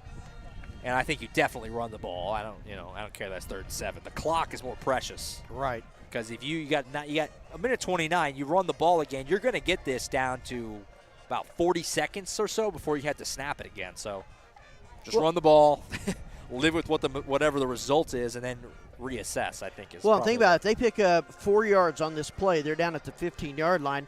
Then you bring in Batchelder. He kicks a field goal, and then the game's basically done. Over, yeah, essentially, yeah. You know, because you're up by 10. Or you can just go for it, try to win it that way. Because even if you didn't get it, Plainview's got to go essentially the length of the field in about 30 seconds with no timeouts. And that's asking a lot. And now, like you said, they do have a lot of speed, though, so you get some guy in space, and crazy things can happen. Well, and I have a feeling their defensive backs are going to be playing out here on the 40. So here we go, 3rd and 7. They will just run the ball, not surprising. Bradford bounce outside. How about I just end it myself? Bradford, touchdown, Newcastle. 2nd touchdown of the night for Bradford. He said, forget this whole using the clock thing. I'll just score and put this thing on ice. TJ Bradford from 19 yards out. 2nd touchdown of the night. And that just about will do it. Not quite over just yet, but pretty close. Well, that's the first time you saw him go wide out to the right. He'd been going up the middle and to the left, and then he just went out right, and I don't know that their defense was ready for him to go in that direction. And I do believe that they're also starting to get a little winded. So, spot down, kick is up and through. Boom. Newcastle wins it. They lead it 35-21 with 1:21 to go. Plainview's got no timeouts, so they've got to find a way to get down the field, score, onside kick, and then do it again. So certainly asking a lot. But, it is. As we've said a million times, we were here that day. We were. At Newcastle came from 20 points down with about 2 minutes to beat Cash. So you never know. Well, and I think, and maybe I'm speaking too early, it's a good win for Newcastle because they didn't play their best half. I mean, they looked pretty suspect the second half. And if they can pull out this win, that's a good time to look suspect, still get the win, and work on some stuff before we go to Woodward. Scoreboard here still reads 34-21. That extra point went in, right? It did. Okay, just making sure. As far as 35, I'm pretty sure. I'm certain it did. 35-21 Newcastle, 1:21 to go. Again, stick with us after the game. Bill and I will give our final thoughts on this one. We'll give out the Alcision Realty Player of the Game Award, and we'll look ahead to Woodward next Friday night. And you're right, though. I mean, we'll talk about it more in the postgame, but I mean, this was obviously not a game. Newcastle played a really, really high-level second quarter. Right. Where they dominated this game. And that second quarter is why, if they hold on, that's why they won that second quarter. But then you got to give them credit, too, the fact that, I mean, Plainview, you got to be able to win sometimes when you're being outplayed, for lack of a better term. You know what I mean? Like, not at your best. Still finding a way. That touchdown there got some stops late. Hobbs on the return gets it out across the 20, and he's put down. There's another flag. Why not? And another flag. Flags flying everywhere. I think there's some more chippiness. You have a white jersey over here surrounded by a bunch of black jerseys. Yeah. There's another injured player down for Newcastle, too. He's on the sideline. That's number 44, which is I don't even see him with a helmet. Froisland. And did somebody fall into him, maybe? I'm not sure what happened there. I think so. I think the play may have gone past the blue. This has been a physical kind of slobber knocker game. It has. Tonight. Aiden Froisland. Tell you what, a lot of fans over here, a lot of pointing and yelling against them. So penalty goes on Plainview. Well, that'll back them up, make their job even a little tougher. Yeah, that'll back them up to about the 5, I believe. Or do they do half distance? Half the distance. Okay. Yeah. So, yeah, they'll be at about the 10. I hope the player down there is all right. Now he's getting up. He's on his feet. So, a minute 14 left. Newcastle a 2-score lead.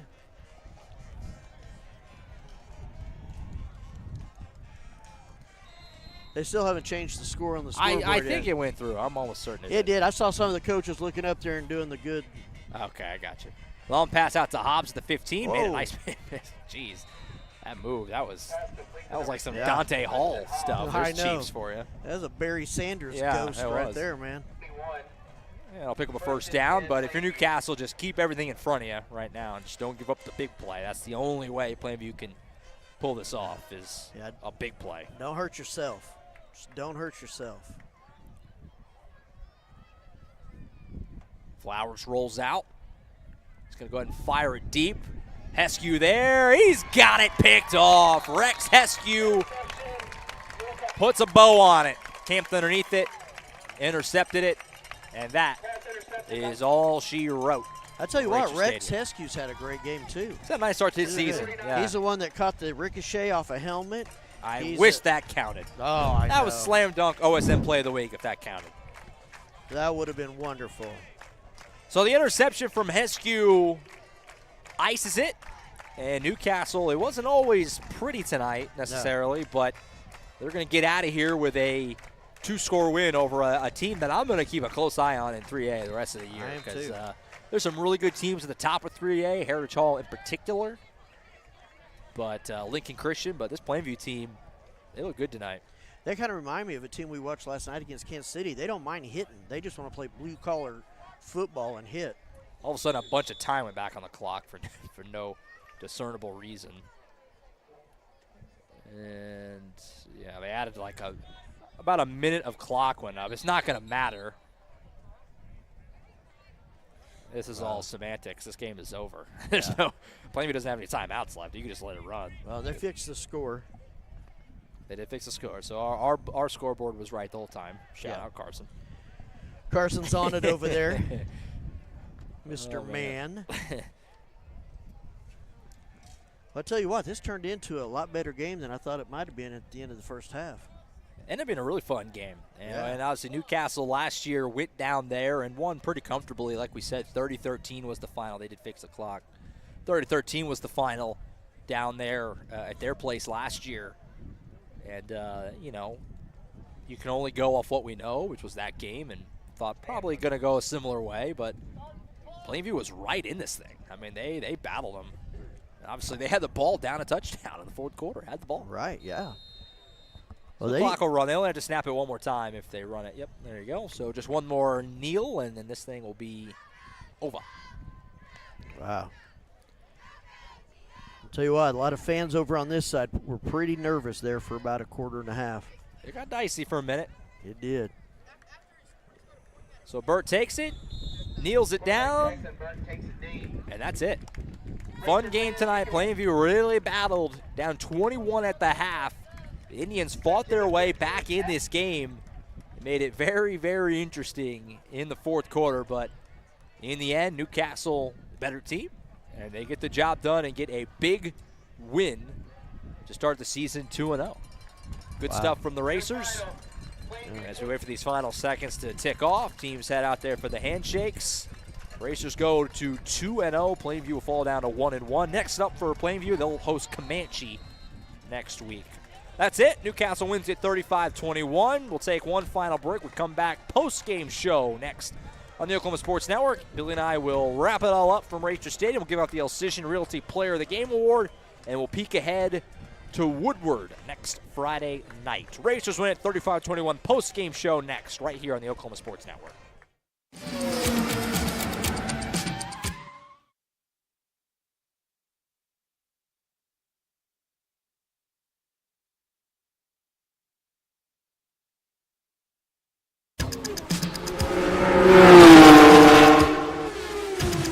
It's no secret that life is busy and you have a million things on your to-do list. Here at Community Bank of Oklahoma, we've made banking simple again.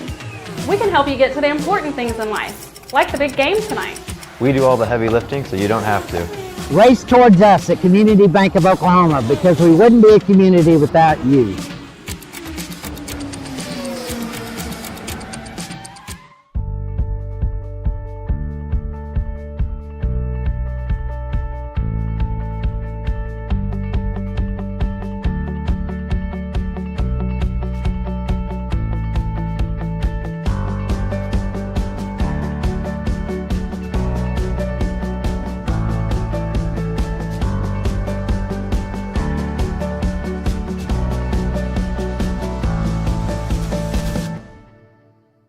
So that's Will, and that's Tim. And the farm has been in the family now how long, Tim? 100 years or so. You stopped counting? Yes. The idea that 1.5% of this country is feeding 330 million people 3 times a day. You shut down a lot of oil and gas, you shut down a lot of U.S. ag. All of a sudden, we start paying a lot more for food, and there's a lot more hungry people all over the world.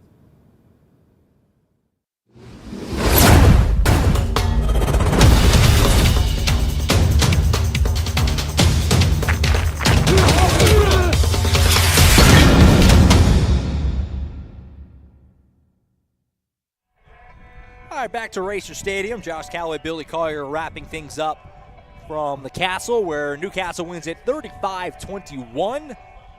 28-7 game at halftime, Billy, but Plainview battled back, got within a touchdown, and had the ball in the fourth quarter. But Racer defense buckled down, got the stop, and then T.J. Bradford put the game on ice. 19-yard touchdown run to cap it. A really big-time drive in the final moments there to finish it off. And the Racers took Plainview's best shot tonight, but they find a way to hang on, win 35-21, and they're off to 2-0. Yeah. Well, and we're limping into 2-0. We got to be honest. They played a great second half. That's probably some of the best football against some just hard hitters that I've seen them play. But when they came out in the second half, something was missing, and they're going to have to talk about it this week at practice, find out what's going on. How come we came out so lackluster? I know they lost a couple of captains tonight. I know there's some injuries.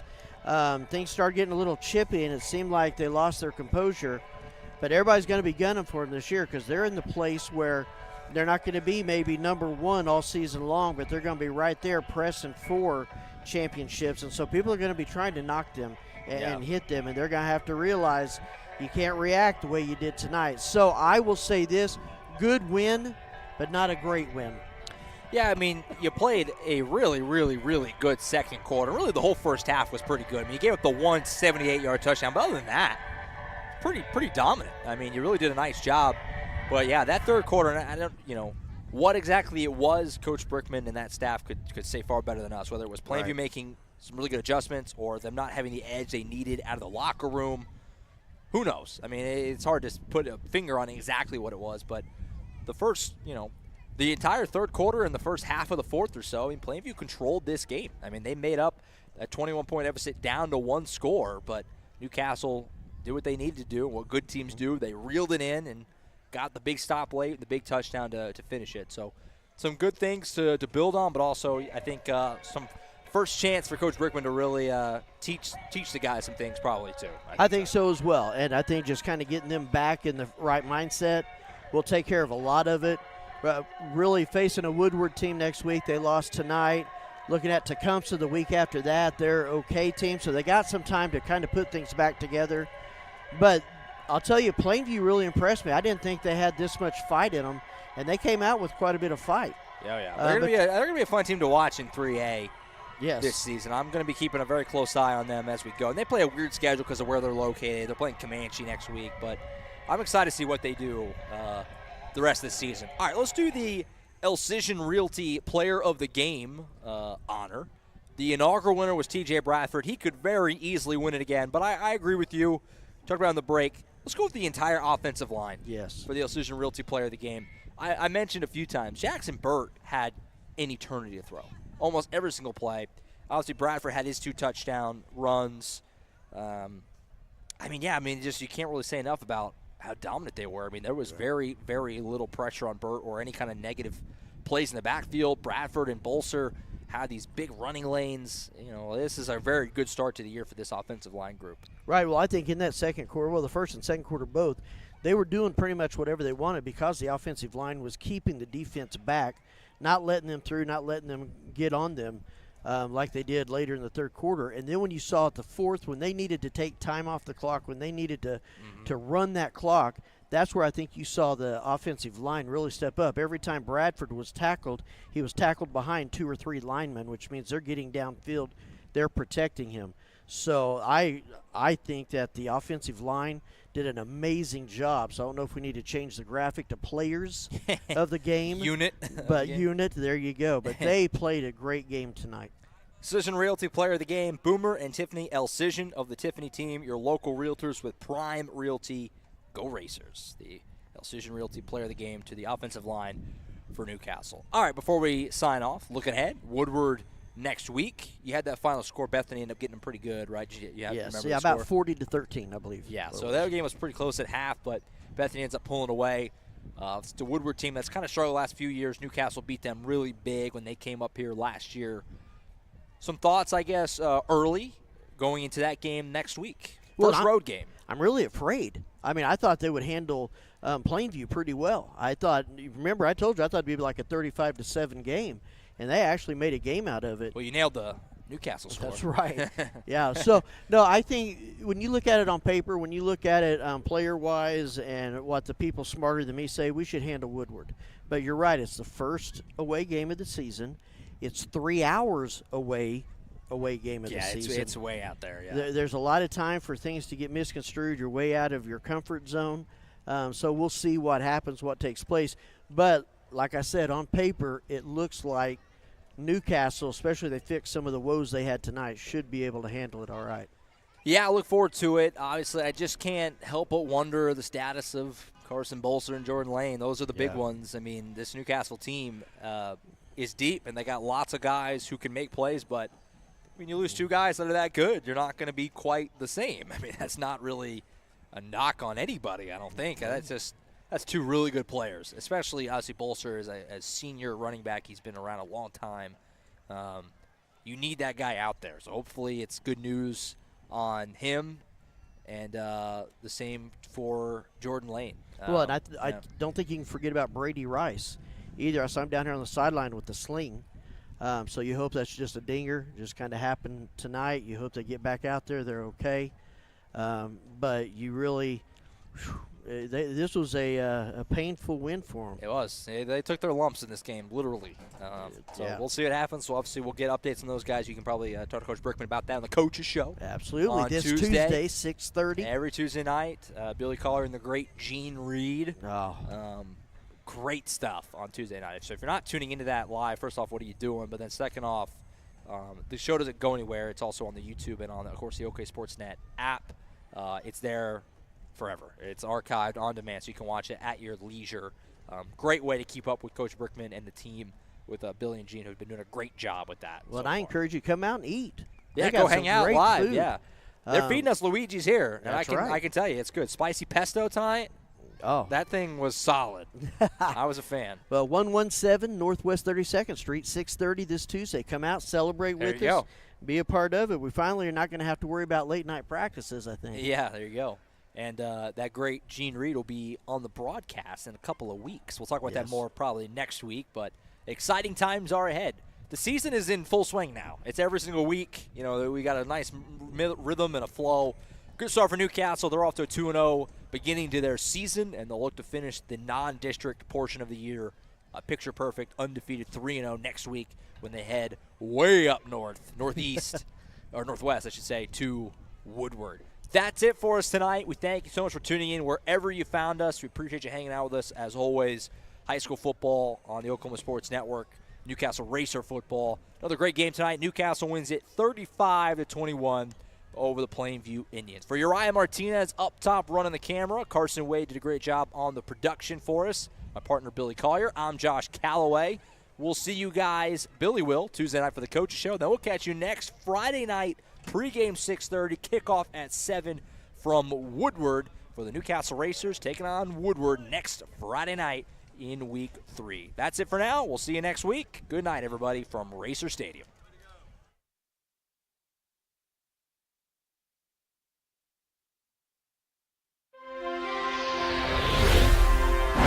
Thanks for watching this presentation of the Oklahoma Sports Network.